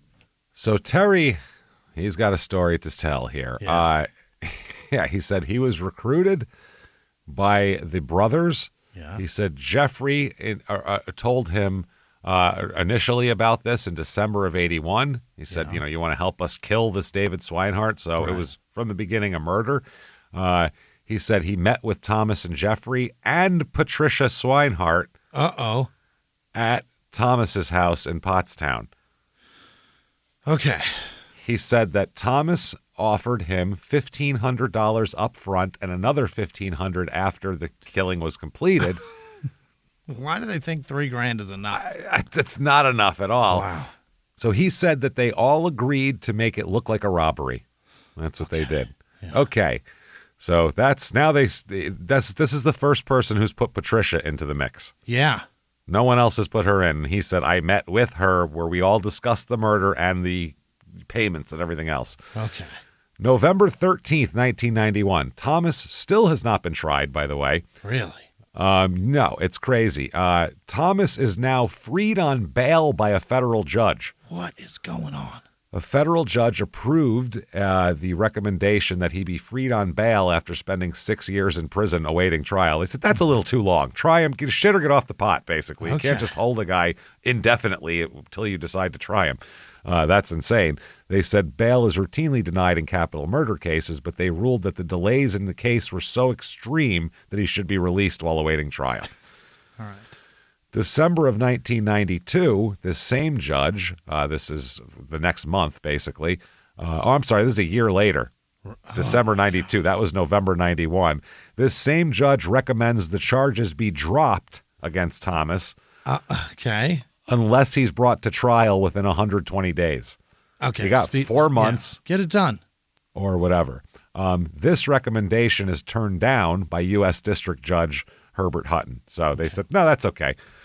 So, yeah. But the judge said that it's unjustifiable delays that are causing this and said that basically they ruled that the delay has violated his constitutional right to a speedy trial under the Sixth Amendment. Wow. Now, speedy trial has meanings in each state in terms of amounts of time and things like that, but this is beyond the scope of anything that could be considered speedy. It's been so long. Or anything else. So he took the step of having him released on electronic monitoring. Now the Pennsylvania Supreme Court denies Thomas's appeal without explanation, and they're going to put him back in jail for a while, and then he's going to get out again. It's crazy. April 19th, 1993, Montgomery County judge throws the Thomas DeBlaise case out, saying that his constitutional rights have been violated. All right. So the case is thrown out now. So now he's released from jail. He gets married, Thomas, to a woman named Faith.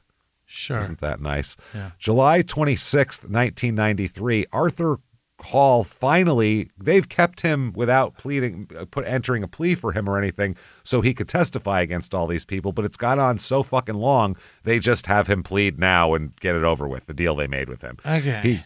He pleads guilty to conspiracy to commit robbery, which is, wow. That is not, okay. He talked about robbery and there's a man that's dead. Holy shit. That's Jesus. That's like giving Timothy McVeigh a ticket from the building inspector. Like, what are we talking about? Illegal possession of fireworks. Yeah, what is happening here? So that is crazy. Anyway, he is. They do his deal here, and his lawyer says, I think it should be emphasized that, but for Mr. Hall, this case may never have been prosecuted. Right. For anybody, at least at the time it was. They said, what the fuck? Cut him a deal here. Cut him a break. So his sentencing for this is, you, sir, may fuck off 29 to 59 months in prison. Oh, my God. Like 2 years he got. Holy shit. Nothing. Did he at least basically get his $3,000? I don't think he got any. Yeah, he probably got it at the time. Well, we know Terry did because he said he had a lot of dope money for weeks. Right. God. Now, will Patricia be arrested? She should be. Well, they're saying that they're still pushing the investigation. The prosecutors are saying in the newspaper that they're still pushing the investigation of Patricia Swinehart, saying that calling her an unindicted co-conspirator at this point. All right. So they've gone into labeling her into like libelous, unindicted. titles. So they must have something. That's a real limbo of words there, isn't it? Yeah, that's saying that they did it, but we haven't charged them yet. Okay, well, why not, motherfucker? Yeah. Charge them or shut up.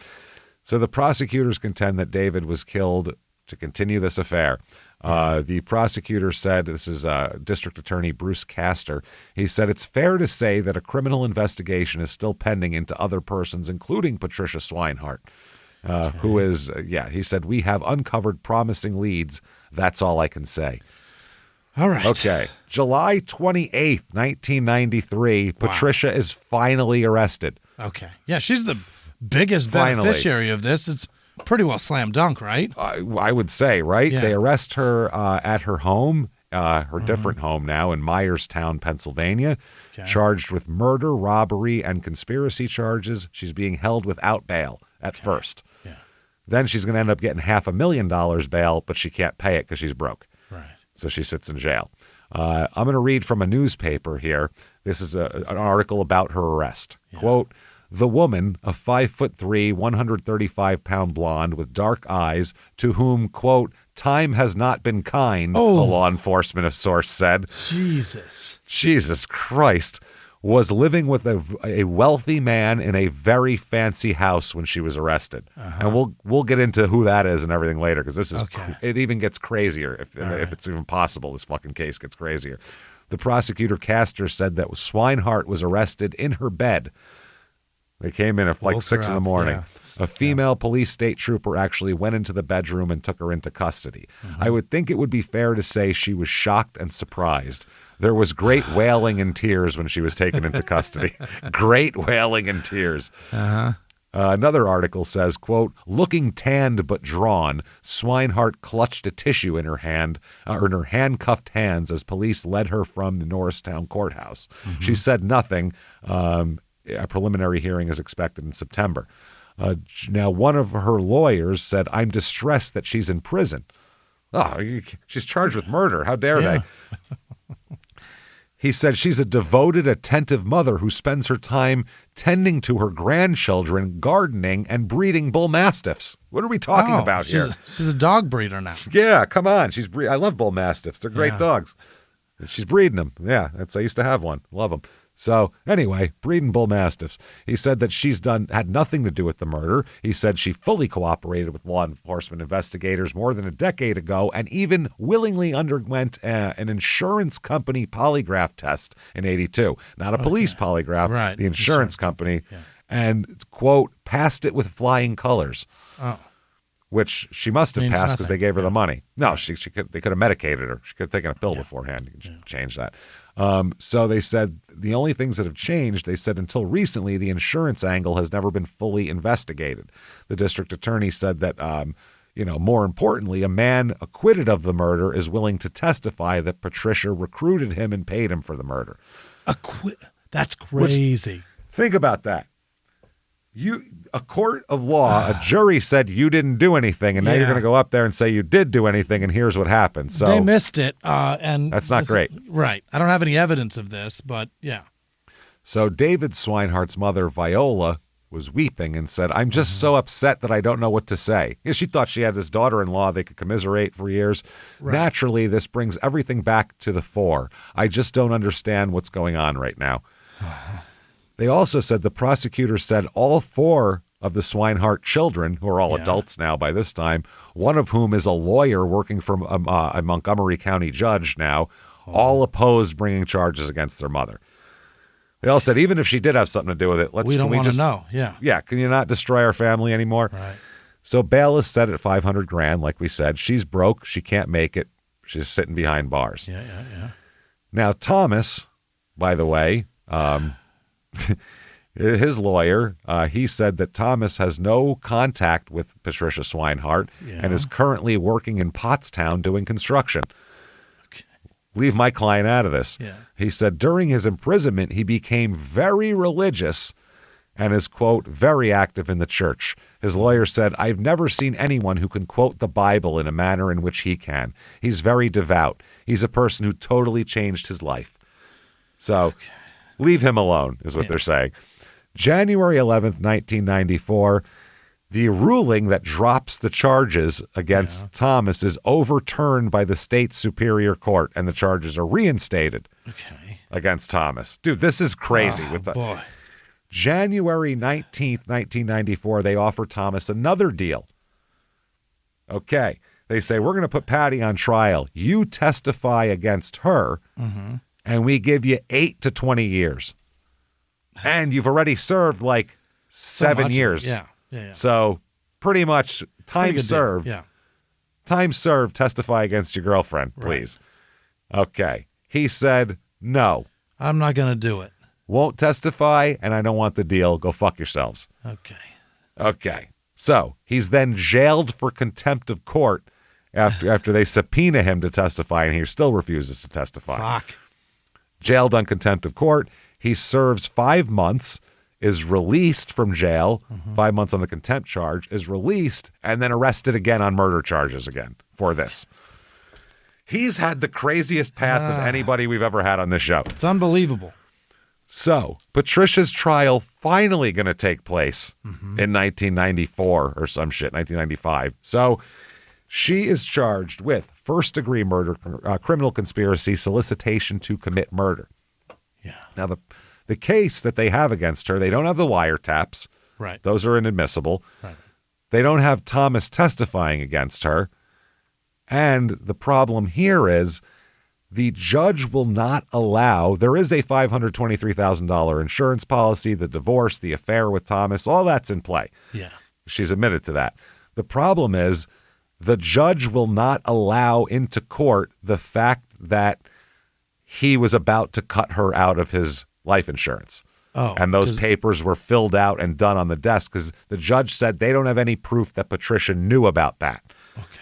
And unless they knew she knew about that, they can't use that as a motive, essentially. Okay. Even if she didn't know, it's still somebody knew. Yeah. I mean, yeah. Even does it matter whether or not there was a fucking end date on her getting being the beneficiary? Does that even matter? Because she was still the beneficiary either way. I guess because the prosecution can say they had to kill him right then before they got those papers signed, and then the defense says, "Well, you don't have any proof she knew about those papers at all," and so that's why the judge just says it's all too murky, throw it all out, which is a huge blow to the prosecution. Sure is, yeah. It's not great, but they do have the insurance policy, the divorce, and the affair, which still is not good for Patricia. Right. Also, that Patricia knew his schedule. She controlled when he'd leave the house. She could have him do something or have the kids, hey, can you do this with the kids for a second? They found blood outside her house.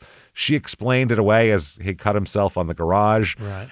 They also said her behavior, her lack of emotion after the death, her relationship with Thomas, all of that shit.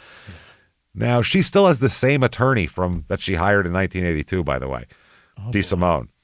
DeSimone said, "Where's the evidence? Where's the proof Patricia Swinehart asked anyone to kill her husband? Phone records? Destroyed. Witnesses? None. Confession? Never happened."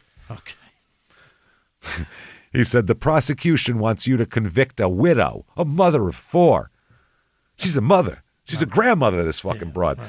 Based on gossip and speculation. They say she was having an affair. Where's the proof?" Well, they've all admitted the affair, so that's... They say she made a phone call. Where's the recording? Meaning the phone call to Thomas to tell him to come to the come to the house because he's about to leave. Yeah. They say that she had nothing to do with the murder. Frank DeSimone said the case against her is based on testimony from a former defendant in the case, a career criminal who admits he lied under oath more than once.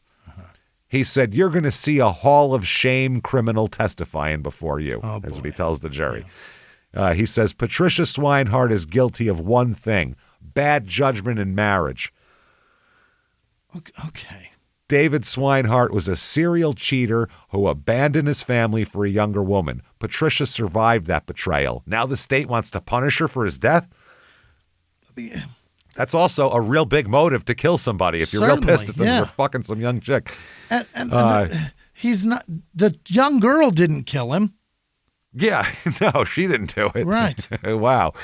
Now the insurance papers being not, and also they're not allowed to put in the thing that he had heavy debt and high interest rates and all that. They wouldn't allow them to introduce that either. They forbade prosecutors from revealing the insurance switch to the jurors, saying there's no evidence that she knew of it. And the prosecutor Castor said the decision to exclude the imminent change in the insurance was devastating to our case, absolutely devastating. Yeah. His appointment was for January 16th, was the day after he disappeared, to go take care of it. And he said, naturally, we think that put a very, very big hole in what we thought was a reasonably cogent case. No insurance testimony, just that she collected insurance money. That's all they get out of that. They're trying to establish that Swinehart also tried to remove evidence of the murder by treating blood-stained snow on the driveway with rock salt and trying to chip away at it with a shovel. Oh. In her 1982 statements to police, Patricia acknowledged salting the driveway and shoveling, quote, isolated portions of it. Okay. I have to shovel the driveway all the time. I never shovel isolated portions of it. You shovel the driveway, the chunks part you at a need to, time? and then you go inside. Yeah. How about over here on the grass? I'm going to shovel a little bit out. No, over here. A little bit over there. But the areas she admitted shoveling were not where the slaying occurred. Well, yeah, she didn't say that. Now, a neighbor testifies. A former neighbor testifies she saw Patricia shoveling snow in the exact location of the murder. Oh. This is Barbara S. Lenzi, Lenzi. Remember that last name? It's very important. Okay. Former neighbor. She testified she became close friends with Patricia during the early 1980s. Her children played sports with the Swinehart children, and Lenzi said that she regarded Swinehart as a very close friend and confidant. Okay. In 1986, Lenzi said her own marriage was falling apart, and she revealed to Patricia, just a heart-to-heart with a friend, that she was having an affair with another man because her marriage was falling apart. Sure. Swinehart, Lenzi says that Patricia replied that she had been having an affair with David Swinehart's nephew Thomas while he was still alive. Lenzi said she mentioned that they would sometimes get together at her house to have a sexual affair. Oh. Now, defense attorneys attack this neighbor's the veracity of her statement. She'll go, well, she's a neighbor. What does she care? What does she have to gain? Well, her ex-husband, the one she was cheating on, Barbara Lenzi's ex-husband, Mr. Lenzi, and Patricia are now together. Oh, get out of here. Yes. Fucking the Lenzis, they said the Lenzi's ex-husband won primary custody of their children and moved in with Patricia. So Lindsay said, quote, well, I certainly wouldn't call Patricia my best friend now. They were like, you're not even friends with her. You're mad at her for this, aren't you? Right. Neanderthal man's back. Here we go. Here he is. He testifies that Thomas told him several months after the slaying that he had a thing with Swinehart's wife, Patricia, who was trying to get a divorce. But on cross-examination, DeSimone kind of lights him up a little bit. He said, Mr. Hall, you're a convicted felon, correct? Which is never a good way to start a conversation. How do you do? How do you do? And he said, yes. And they said, facing 20 years for armed robbery. And he said, yes. And they said, and you made a deal for leniency. He said, I was offered consideration. And they said, you'd say anything to reduce your sentence, wouldn't you?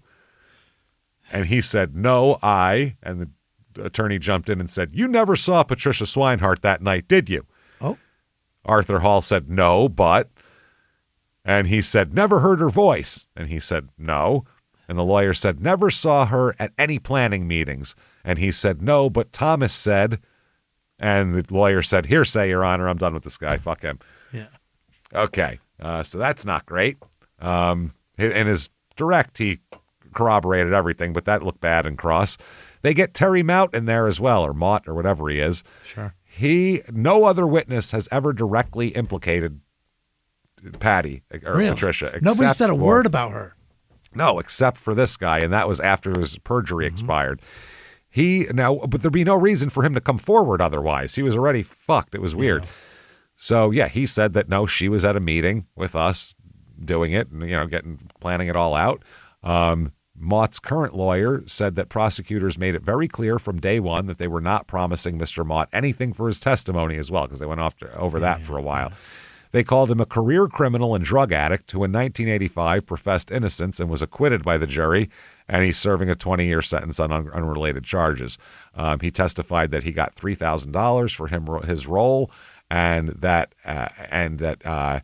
promised him a maintenance contract in her husband's extensive real estate holdings. So not only would he get $3,000, he'd get like a no-show job from Patty too. Sure. Okay. Now, in court, Patty's new boyfriend's son, who apparently plays football for Ohio State. Really? At this point, Penn State. I'm sorry, Penn State. Okay. All right. So he might just be angry because he fucking hung around Sandusky for too long. But wow, this guy had an outburst in the courtroom. This is Carmine Lindsay, who's 18 years old, lunged toward prosecutor Castor. Oh boy. As the prosecutor grilled a defense witness. Relatives and courtroom deputies grabbed this guy and shoved him from the courtroom as the jury watched all this. This is fucking crazy. This was a lawyer's questioning of Swinehart's daughter.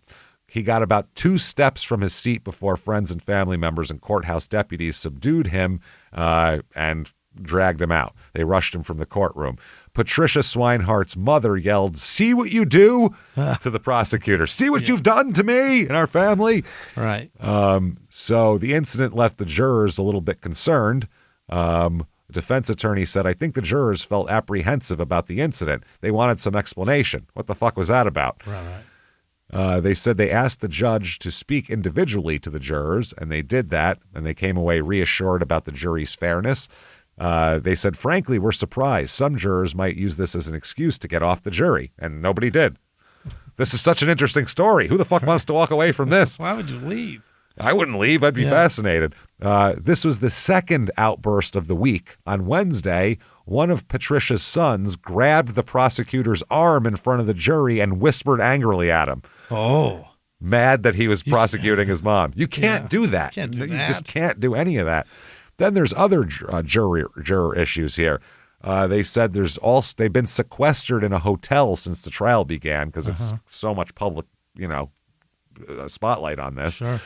One of the jurors' homes was damaged by recent flooding, and the other jurors complained that their hotel rooms had been burglarized while they were at court.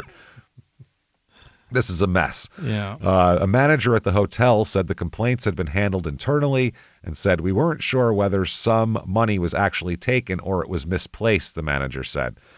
He said only one room was affected. So the incident in the courtroom, quote, was the straw that broke the camel's back in terms of anxiety for the jurors. Mm-hmm. So, in closings, The prosecutor says lust and greed, ladies and gentlemen, 2 motives for murder. Yeah. This is 2.5-hour closing. Oh, boy. She goes into the divorce thinking she'll take him to the cleaners, make a ton of money, and be done with that SOB. Then she decides the only way she's going to get any money is through the life insurance, and the plan to commit the murder is made. All right. And we told you all how it happened. Now, the defense, in a 5-hour closing. Oh, my God. 5 hours of listening to this guy talk. This is fucking wild. Okay, this is couple different attorneys, but one says, we know that she wasn't involved with Terry Mout. He is one of the most baseless, immoral persons I've ever seen in court. Is that right? Then DeSimone said, you have to acquit her. He said, this is a disgrace. This prosecution, a disgrace. Right. Pounding on the jury box, too, while he's doing it. He ridiculed the prosecutor's office. He asked, why would Patricia plot a murder outside her own home on a night when her house was full of people? It was just her kids. It wasn't full of. She didn't have a party going on. Why kill her husband when his estate could have grown considerably had he lived? He was in debt. So, and why did Mout describe her hair as blonde when pictures from 1982 show it seems to have been a dark brown? This is nonsense. This is Disneyland. Where the fuck did Disneyland come from? They don't have anything to corroborate him. Nothing, he says. Okay. This is all while pounding on the jury box. He then tried to discredit Terry Mout. He said, no matter what dog and pony show they put on, this case rises and falls on the testimony of Terry Lee Mout. He says that he's serving time in prison. He's a liar. He said, they presented you with this animal to convict this woman. He's an animal. Yeah. For what? Maybe a headline, maybe a career. If she's convicted, Mout's getting out of prison. Count on it. Mm-hmm. He then called Mout a predator, a beast, a savage. A beast. A beast, predator, savage who lies so effectively that the jury acquitted him of murder. That's how good of a liar he is. He got off on murder charges. Yeah. He said, this is my favorite. I've never heard a defense attorney or anybody say this in a court of law. Quote, he's raping you from that witness stand. Oh, my God. It gets from better. All the way over there. He said he's raping you from that witness stand. He raped one jury already. Don't let him rape you, which is good advice for anybody. Don't let him rape you is good advice. Yeah, I've never heard a defense attorney say that he's going to rape you, which is insane. So February 2nd, 1994, the verdict comes in on Patty. Not looking good for Patty. No. She is found not guilty of everything. Acquitted? Acquitted of everything. How? How the fuck? What are they doing? I don't know, man. This is wild. So what did far, they want? The only person who's really gotten in any trouble out of this is Jeffrey, who got no pussy and less money than anybody else. No Aunt Patty slash. Nope. Oh, man. God dang it.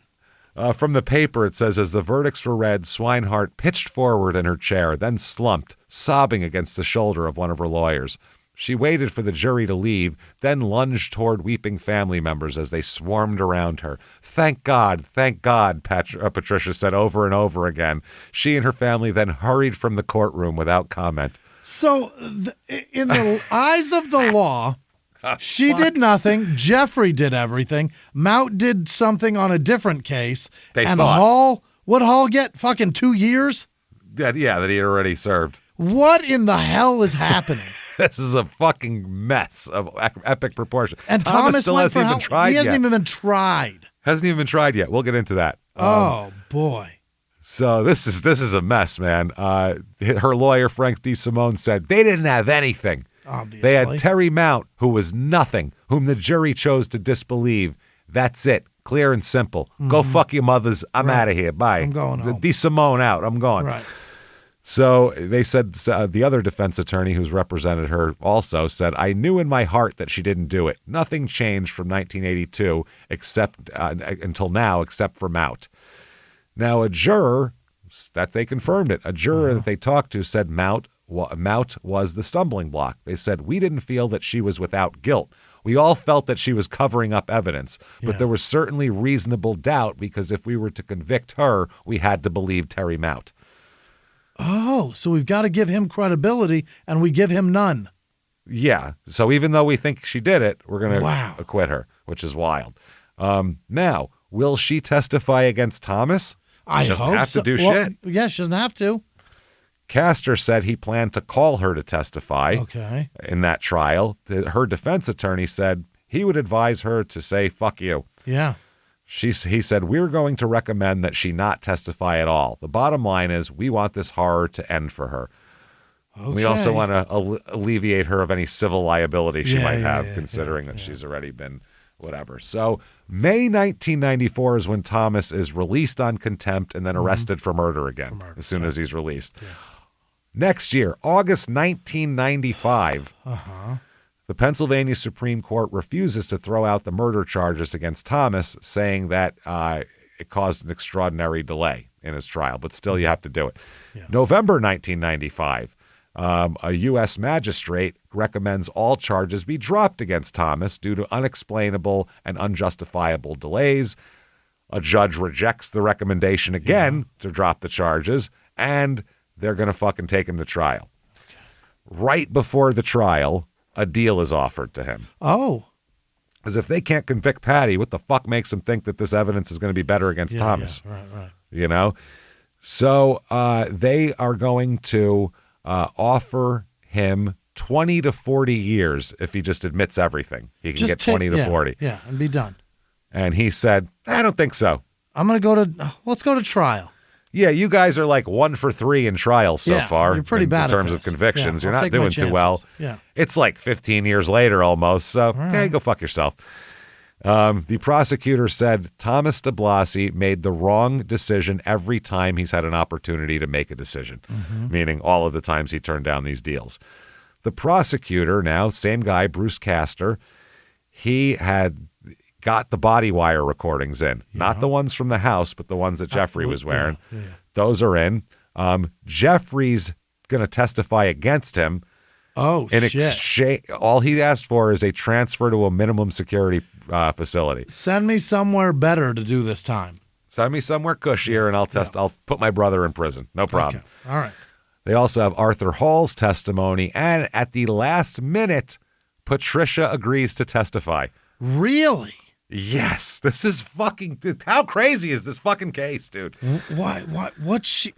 Oh, she's out of her mind, right? By the way, is there a good person in this entire I haven't group found of people? One. Apart from... I mean, he we'll talk about him. Yeah. Oh, boy. Nobody liked... It's crazy. So... All right. Well, it's crazy. Anyway, openings in the case. The prosecution, here's the defense. Opening statements for the defense. He tells the jurors, this is not a trial about Patricia Swinehart.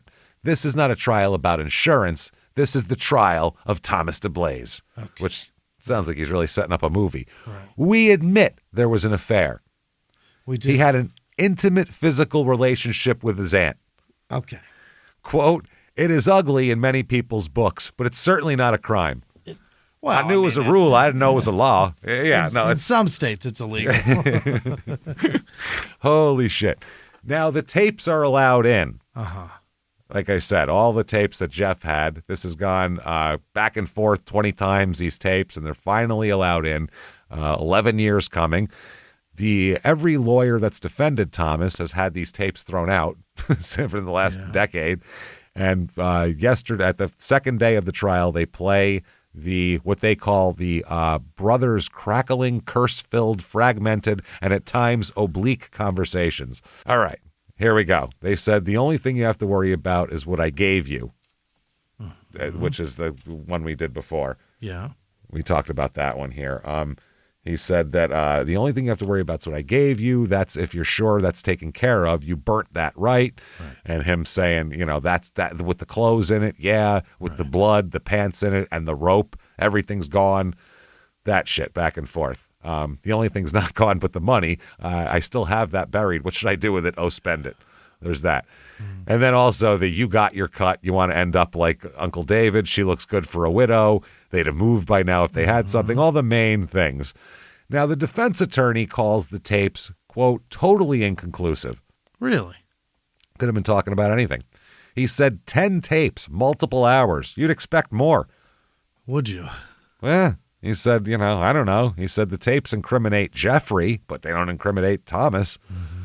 He said Thomas suspected his brother was trying to set him up, too. So he was just kind of like trying to shut him up. Arthur Hall, Neanderthal man, comes to court again. He's in court a lot. Poor bastard. He said, I told Tommy that a nephew of Mr. Swinehart, David Schiffley, had been questioned before the grand jury about the slaying. He said the district attorney told him they had a tape of Mrs. Swinehart and Tommy talking. She made a comment that she'd like to get rid of him and that Tommy said, after tonight, you won't have to worry about it. Tommy just told me, yeah, we had a thing, but he didn't want to discuss it no more, meaning with Patricia. Right. He told the jurors that he entered the High Point Tavern shortly after 8. Thomas received a call over the telephone. Quote, Tommy had a brief conversation, put the phone down and said, all right, let's go. He's there. So on the way to the home, he said that the DeBlaze brothers talked about killing David.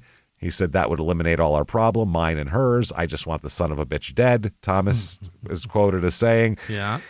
And then they went and killed him. So, he also testified that he believed he was, quote, going to rob a man, but that instead they beat him to death on the way. Or they beat him to death when he came out. Jeffrey came up behind him, whacked him over the head with a baseball bat. It was a very hard, an overhand swat. And he was demonstrating the blows with a wooden pointer. Oh, my. They gave him a pointer. He said Jeffrey handed the bat to his younger brother and that Tommy hit Swinehart a couple of times, saying, this is the end of all our problems. Crack, this is crack, it. crack. Yeah, we're going to fix Yay. it. Yeah. Now, cross-examination on Neanderthal man here. Mm-hmm. They questioned his credibility and grilled him about repeatedly lying to police and a grand jury before finally agreeing to cooperate in 1985. He admitted he'd lied when he denied any knowledge of the murder, saying that he did so out of fear. And they said, you'll do whatever it takes to satisfy the Commonwealth. What you've said has been dictated by protecting yourself, hasn't it?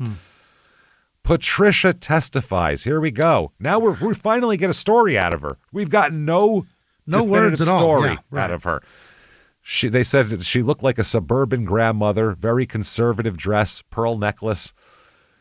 Nothing of, I'm a woman who fucks her nephew. None of that stuff. Yeah. So she took the stand and she was called to account for her actions and everything. And they said this was the first time in a decade where she actually asked to explain herself. Yeah. And with her personal attorney close by, she admitted to having the affair, but repeatedly said she could not remember the details surrounding the incident, meaning the murder. I can't remember anything. Wow. She said, I don't know what to say to you. It was a long time ago. I just don't remember. Wow. The district attorney, who reiterated question after question only to receive the same answer, called the testimony evasive. He said he would call her back later if he needed to. At one point, this is the back and forth. Mrs. Swinehart, did you have a sexual relationship with the defendant? Yes. He was your nephew. By marriage, my husband's nephew. Yeah. I didn't fuck my sister's kid. Yeah. When did this relationship begin? Summer of 81. While you were married? Patricia said, my husband had left me for another woman. She tried to maintain her composure, but having to describe the affair in court was a little weird for her. They said, did you ever discuss your husband's insurance policies with Thomas? She said, everyone knew David had insurance. How? I know nobody's insurance status unless it's someone I'm married to. I have no fucking idea what anybody's life insurance. I got no friends. Yeah, I know nothing about their shit. We know each other's because we're in business together and we have to because that's it, though. Nobody else on earth I know about. They said, did you ever ask Thomas to kill your husband? Absolutely not, she says. Did you call Thomas the night of January 15th, 1982? I don't recall. Well, I guess wow. It's been years. I don't know if I called him or not that night. He said, you don't recall calling your lover the night your husband was murdered. And she said, it was 14 years ago. I mean, oh, my God. I guess you would these know are that terrible night. answers. Yeah. Oh, my God. She said she didn't learn about her husband's financial troubles until after he was dead, which isn't true because when they talked about support, they had given her paperwork saying that he was in debt and didn't have any money. Right. She repeatedly said she couldn't recall how or when the affair began or how often they met. Really? She said, that was 15 years ago. I don't know. I remember plenty about 15 years ago. Plenty. 15 years ago, I know if I fucked somebody a lot. Especially if it was around my spouse being murdered. I probably remember a little bit about that. They said, did you want the neighborhood, the Pottstown community, to know about the affair with your nephew? And she said, I didn't think about that. Oh. Didn't even think about it. Wow. So using a timeline drawn by this defense attorney, she reconstructed a tightly packed evening that began about 7:25 when she asked her son to move her husband's car so she could drive 2 visiting students to the local high school. So his car was in the garage. Yeah. And they moved it out of the garage. Wow. So it'd be easier to deal with. The car was moved, and by 7:45, she said she'd returned home after dropping them off, picked up her 2 youngest children, and taken them to the store for pencils and candy. That's the most innocent thing in the world. I took them for pencils and candy. Something was just, oh my God. Worst strip club ever, pencils and candy. There's something recently that somebody gave somebody money and said, go get pencils and candy. Like, it's just a distraction method for children. Yeah. Here, wow. this is what what was that? I don't know. I just saw it. A show we just watched? It was a show we just watched. Yeah. Because it's something we both watched. I Pencils just and watched candy. it. Mm-hmm. Was it the Ed Gein thing? Is it in there? With those kids, was there pencils and candy with those kids? I don't know. I can't Somebody remember. got pencils and candy with cash. So by 8, about the time the prosecutors say she phoned Thomas at the local bar, she said she was home. So she was home to do that. By 9, the time that he was already dead, she said she was watching Dallas on TV. Okay. Which was a giant hit at that point. Yeah. It was the biggest fucking show in the world. And playing backgammon with her son, David. Okay, yeah. Okay, backgammon in Dallas. Now, the prosecutor called her testimony a lie. He said she's trying to put herself back at the house by 8 p.m. In a tense exchange, he pointed out to the jury that her first police statement after the murder, she said she went to the store about 8 p.m. Prosecutors contend that she left the house then to tell Thomas, his brother, Jeffrey, and the 2 accomplices that he was home and they could come over and murder him. Sure. Okay, so basically the same shit as they had on Patricia, but not really anything else. Yeah. They got Jeffrey's testimony, but Jeffrey also was testifying in the other ones, and it didn't seem to help any. He testified against Terry Mount. Who cares? Right. Okay, they find Thomas guilty of first-degree murder. No rhyme or reason to this whatsoever. The only people involved were the 2 brothers. How do they got enough to get them, but not the other 3? That's so stupid. It makes no sense. Now, sentencing comes around. This is death penalty or life without parole. Yeah. He could have got 5 years at one point. If he just took it. It would have been well over by now. When you see somebody got nothing, you got to run with it, right? And a bunch of other people, and the courts are disallowing things, and his lawyers are probably telling him they don't have shit. Fuck them. Right. Don't take it a fucking deal. So Thomas's family, they beg for his life here. Yeah. His sister and his mother. His sister, whose sons are the ones that... Right, that fucked her. Oh, boy. Yeah. And his mother are there. They beg the jury not to condemn him to die. His mother said, I have lost many men in my life. Please don't take him from me. Please don't take him. Okay, the sister, Beth, wept openly as she pleaded with the jurors to spare her brother's life. His wife, Faith, comes out now. Okay. Faith, they married in 1993. She told the jurors that she wanted to be a housewife. I wanted to raise children when she met him, which led the defense attorney to say, Faith, you know that the verdict virtually ensures that there'll never be children born by you and Tom. Oh, yeah. And both of them erupted in tears, Thomas and her. She said, all I can ask for is your mercy. At least we'll be able to have Saturdays. Then she left the witness stand, hunched over, clutching her stomach. Friends and neighbors, there's no baby in here. And she ran right. off. Friends and neighbors, 14 character witnesses came to the courthouse here, saying that Thomas was a law-abiding, nonviolent person in 1982. 3 of his friends and former neighbors testified. The rest agreed to support the depictions and back them, basically. Yeah. So they didn't have a parade. They're like, can you just stipulate to what he said? So everyone's, what that guy said. Me too. All right, great. So the defense here... they're trying to save him, and they say that, quote, that they're in a position, he's in the position of asking you to spare a life. He called the killing an aberrant, atypical act, and said that in the years since the slaying, Thomas has become a devout Christian and a responsible, repentant man. Oh. He said he was 23. We all do things in our youth that we regret doing now. True. Not murder for hire after you fucked your aunt. That's over the top. I don't know. I mean, maybe. Yeah. We've all done it. Oh, Christ. Who among us? Yeah. Who hasn't, really? Yeah. Then he asked the jury that, do you believe that David would ask you to take the life of his nephew? Do you think so? What do you think David would want here? Yeah. The prosecution closing here said that the killing was committed by means of torture. He said he was killed 1,100% more than was needed to kill him. I don't know if that's a scientific number. It's a good number, yeah. Pulled that one out of their ass. Yeah. He told the jurors, referring to the numerous crushing bat blows and steep stab wounds, he said, Thomas for 14 years was presumed innocent. However, yesterday, by your verdict, you stripped the murderer of his innocence.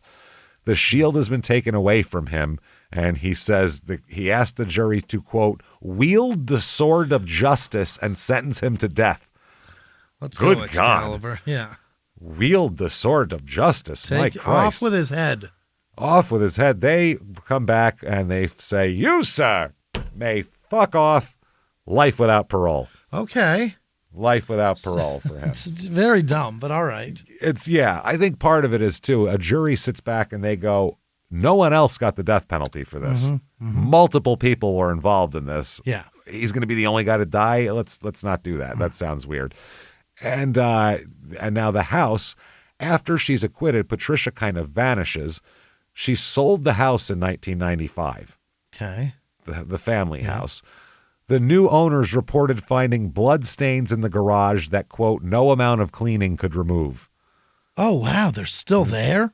They demolished the garage entirely. Wow. Now, this house, in 1999, it sold for $1,864. What the fuck? So that has to be like a transfer to somebody, like somebody gave it to somebody else. Yeah, you know what I mean? that's just like the taxes. Exactly what that is. So that's interesting. 2007, remember Jeffrey? Yeah. He's in a lot more trouble. Really? Oh, yeah. He is found guilty of third-degree murder and conspiracy to commit murder after a joint trial with a co-defendant named Louis Mann in 2007. This happened in 1996 as the crime. Mm-hmm. Jeffrey and Mann were cellmates in the State Correctional Institute at Pittsburgh, also known as the Western Penitentiary. Oh, wow. Jeffrey and Mann murdered a fellow inmate, Timothy Boris, who died of asphyxiation due to strangulation. They strangled this guy. Wow. Since he was already incarcerated on another murder, his conviction triggered a mandatory sentence of life imprisonment, which he already had. Mm-hmm. There was testimony from that they observed the victim arguing with Jeffrey and Mann. According to this other person, he later spoke with the victim. Mm-hmm. After this guy was asked what the victim stated, there was an objection and all this goes on. And they go on. They said that the argument was about drugs, that Jeff gave him some drugs and Tim got scared and gave it to another guy. They had an argument because the guy died from the drugs. Okay. This guy also testified that he witnessed Jeffrey using a chokehold on the victim inside his own Jeffrey's cell while the other guy, Mann, was punching the victim. Afterwards, Jeffrey and Mann approached this other guy inside his cell and asked him for help carrying the victim back to his cell. Mm-hmm. This guy declined to help and suggested that they ask two other inmates, Carlos Vasquez and Adam Colon, for assistance. He then saw the four of these guys carrying the body of the victim. He said the men dropped the victim at one point and the victim didn't even grunt. Yeah, because he's dead. Because he's dead, yeah. They acknowledged an argument in the cell and all this type of thing. Richard Guy, Dick Guy, the victim's cellmate, also testified that Jeffrey and Mann had approached him and told him that the victim had overdosed on heroin and they had attempted to revive him. We're just getting rid of him, yeah. When Guy re-entered his cell, he saw the victim, who he thought was asleep. Guy then used heroin himself and fell asleep. When he awoke the next morning, the victim was unresponsive, bloated, and purple. He called for a guard and was removed to solitary confinement. This guy was, not the dead guy. Mm-hmm. Later, Mann, Jeffrey's co-defendant, informed this cellmate that he had an argument with the victim and a struggle ensued before, quote, things got out of hand. Okay. The autopsy revealed the victim had abrasions and bruising on his face and back as well as his neck. His eyes had hemorrhaged, and the forensic pathologist concluded he'd been strangled to death. Jesus. Now, the Swinehart children. Yeah. What becomes of all of Where them? do they go? Yeah. With mom, she's acquitted.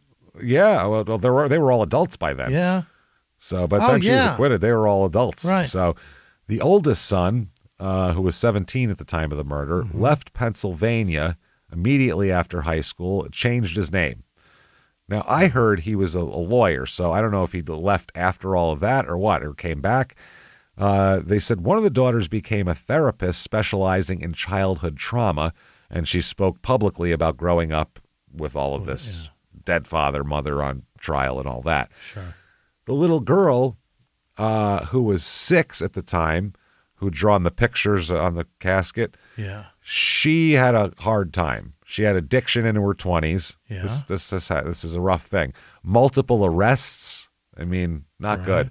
Finally got clean in 2010 and started working as an addiction counselor in Philadelphia. Yeah.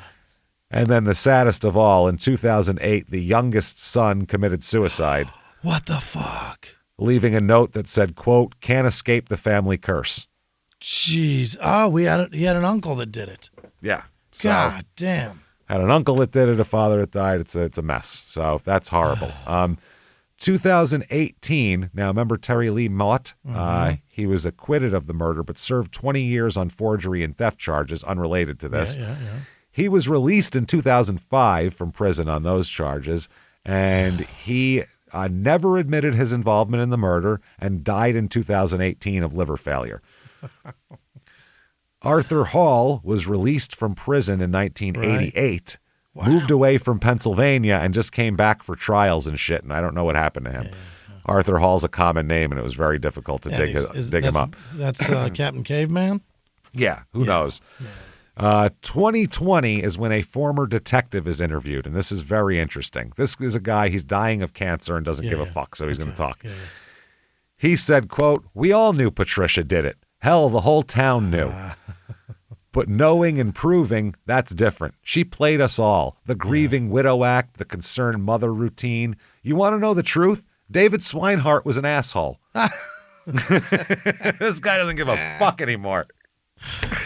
Want to know the truth? David Swinehart was an asshole. Cheated on his wife, flaunted his money, treated people like dirt. Did he deserve to die? No. But did anyone really mourn him? Also no. Unbelievable. Fuck him. His kids are the only ones that cared, and his mom.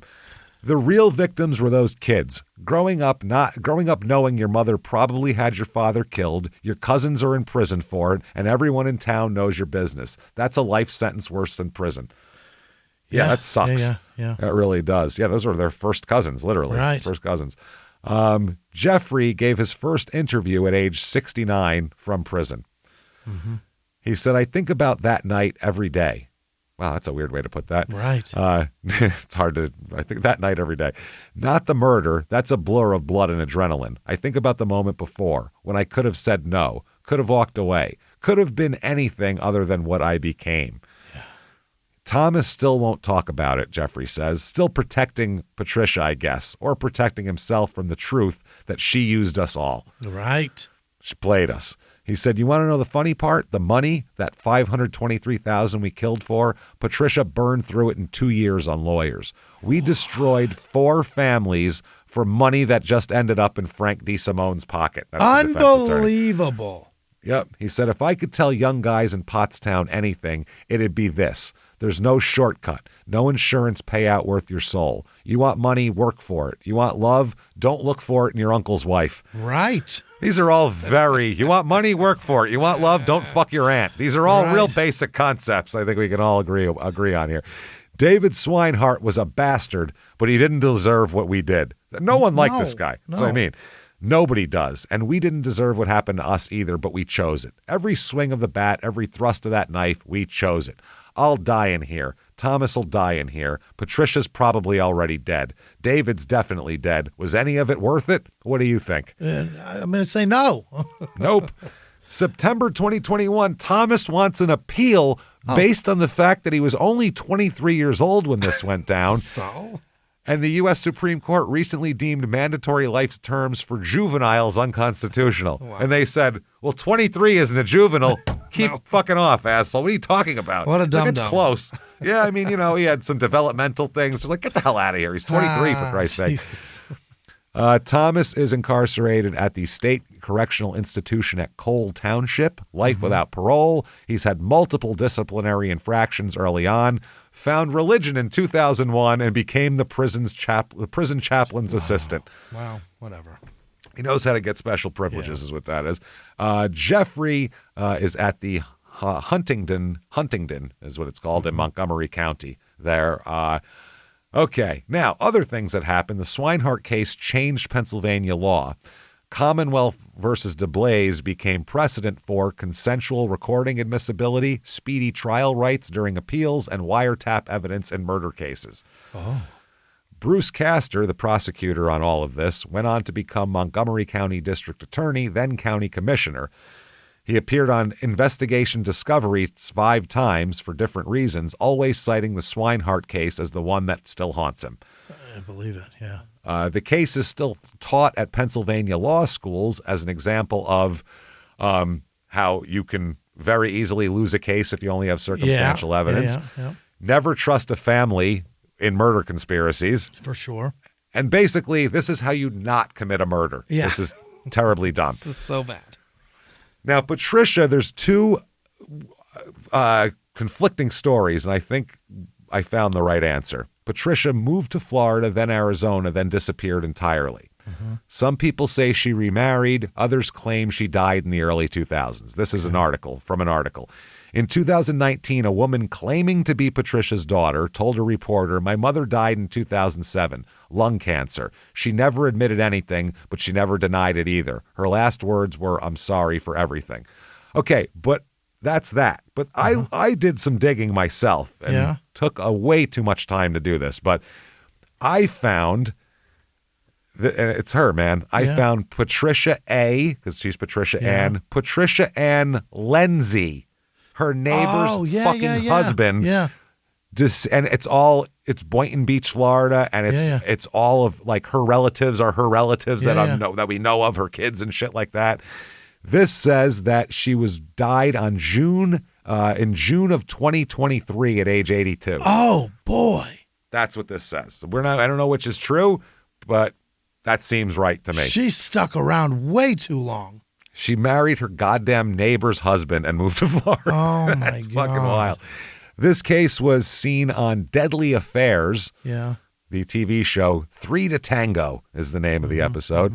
They said a love affair takes a murderous turn when David Swinehart discovers his wife skinny dipping in the gene pool, is the way they describe it. So there you go, everybody. Holy Pottstown, shit. Pennsylvania. That is one of the most twisted, weird, crazy goddamn cases we've ever covered. That's wild. fucked up, man. The whole thing is a disaster. Nothing good came of it. Just awfulness all around. How long did she live?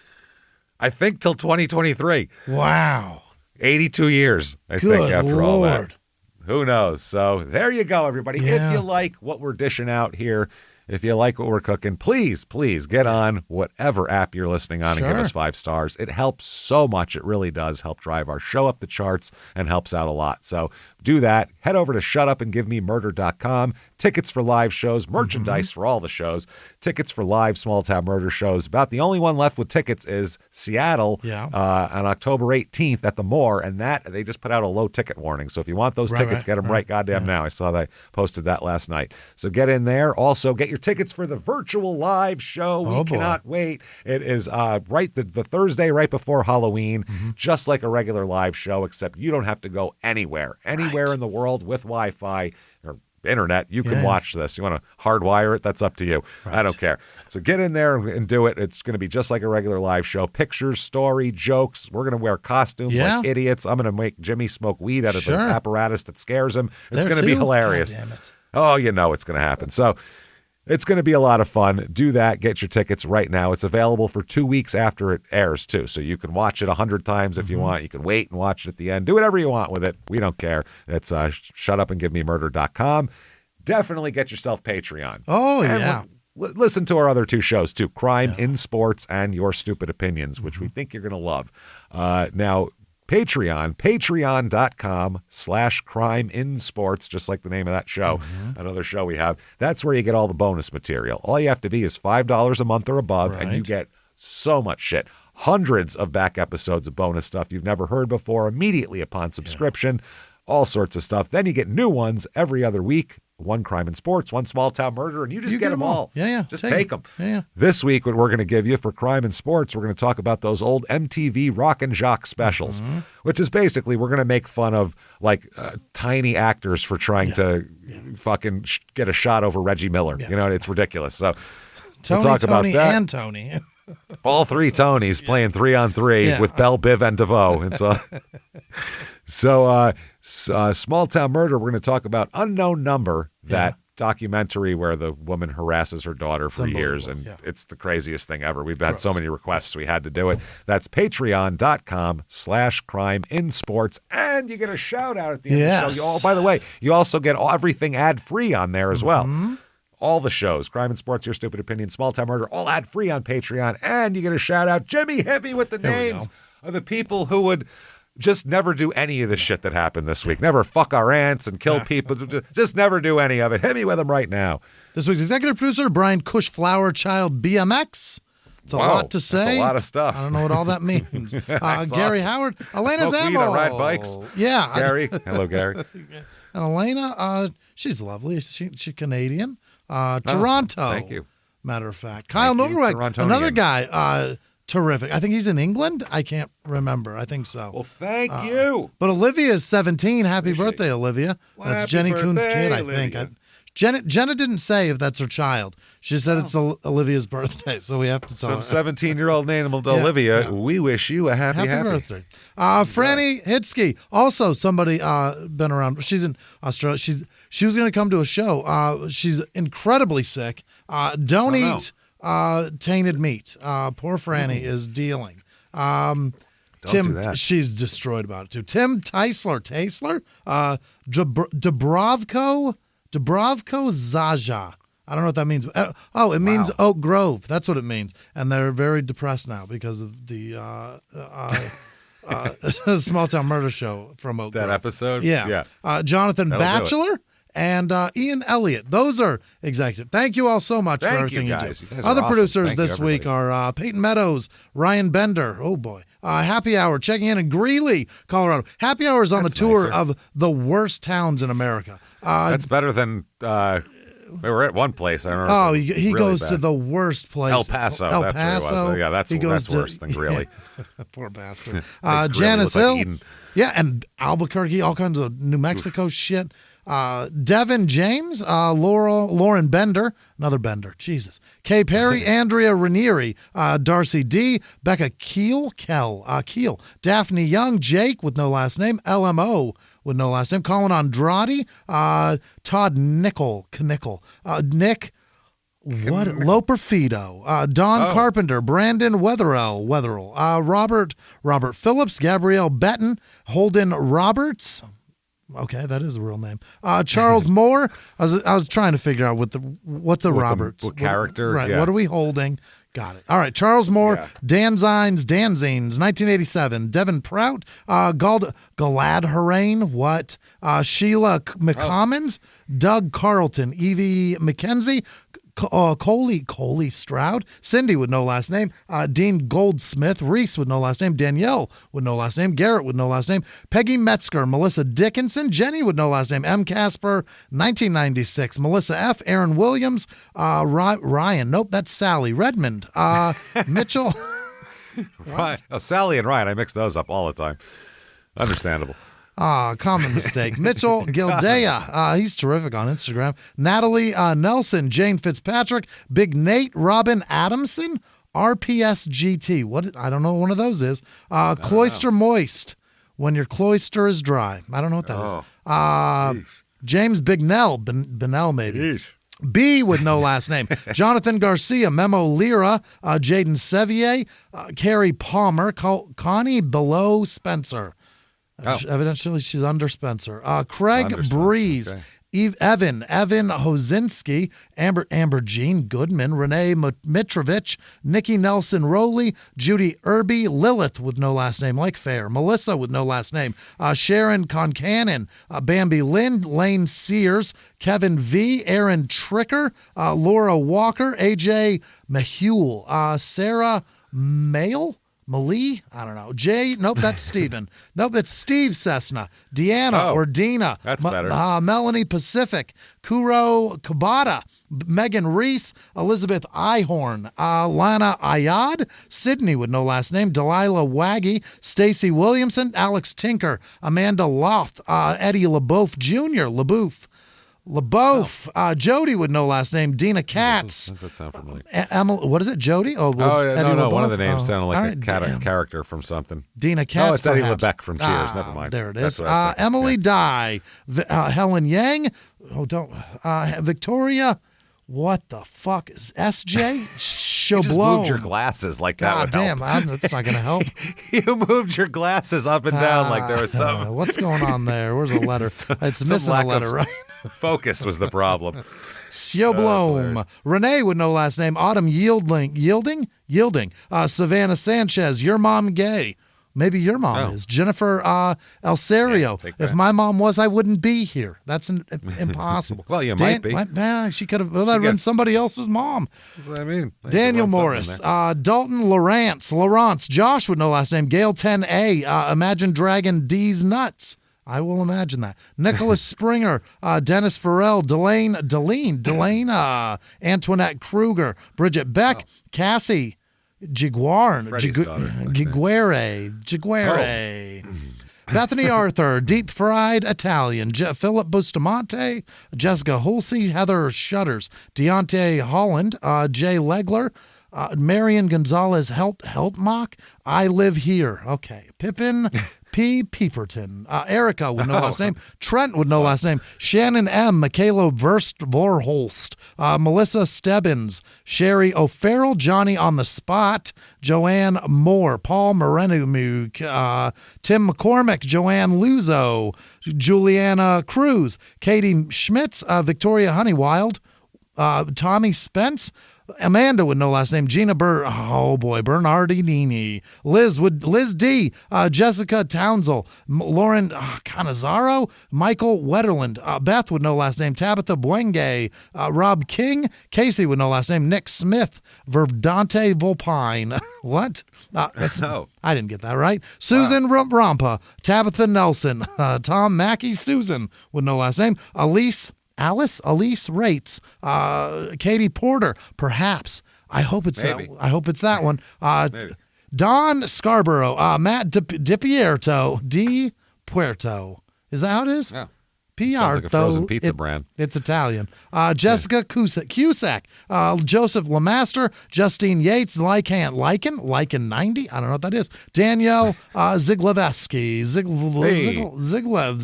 Travis Heath, Lisa Justice, Jen with no last name, Sophia McCreary, Carrie with no last name, Simon with no last name, Ed Fox, Brittany Black Will,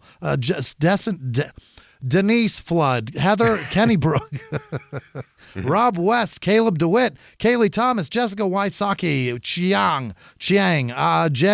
Ed, Exotic Minivan, that's not a thing, Boot War, Mary Elizabeth, Lauren Ball, or Bell, it's Ball. Lori Ditchfield, Izzy with no last name, B. Boo, Susie Homebody, Gloria, James, that's how I was going to read something. That's Gloria Haywood. Gloria. That made it sound like a fucking STD it's somehow. It's a disease. I got Gloria, man. It's bad. It's all over the place. Rebecca Durr. Spread to my ass, man. It's the worst. Pia Thompson. Isaac Watson. Crispy Mittens. I don't know what that is. Christine with no last name. Chad with no last name. Caitlin Morey. Amy Shackelford. Dylan with no last name. Dale Louise. Chris Hamlin. Olivia Wilson. Chris Meerling. Joshua Alberry. Linda Daly. Lindy Daly. Bethany Bolt. Kristen Johnson. Tim Rushing. Miguel, James. Miguel with no last name. Dustin Schroer. Charles Hickey. Adam Manning. Lone Saturn. I guess that's a That's a star. No, it's not. Benjamin Grundy. I just tried to talk myself into something. I'm going to walk away from it. Kenneth Knox, Charles Horn, Chris Imans, Renee Hopkins, Irma Mulvihill, Davis Vandy Stieg, Lindsay Doherty, Linda Harris, Rella with no last name, Segol with no last name, Trenton Turner, Andrew, what is this? Mac Ritchie. Andrew McRitchie, Katie McCurdy, Vern Resky, Bobby Hagemeister, Jared Hammond, Lisa Yazell, Ashley Ray, Walter with no last name, Tim Brazil, Jared Smith, Ralph with no last name, Sandra Dye, Ashley Bryant, Amanda Kajdan, Missy B with no last name, Elizabeth LaRue, Keegan Vanderpool, Tracy in San Diego, Stephen Farrell. Stephen Farrell, Johnny Batch, there was a guy named Batch, right? Taryn Charlie Perkins, there he is. Fernando Enrique DeBarros, Chloe Schmidt, Rob Hatfield of the McCoys, James Hinton, Francisco, that's fun to say, Medina, Devin Lehman, Henry T, Michelle with no last name, Kim Robinson, and all of our patrons. Thank you so much. Thank you so much, everybody. Wow. You spectacular, wonderful bastards. We goddamn love the shit out of you. And just thank you for all that you do for us. Keep coming back and seeing us. Head over to shutupandgivememurder.com if you want to follow us on social media. All of the shit has a drop-down menu. Follow it to wherever you want to take it. Don't fuck your aunt. Oh, boy. And until next week, everybody, it's been our pleasure. Bye.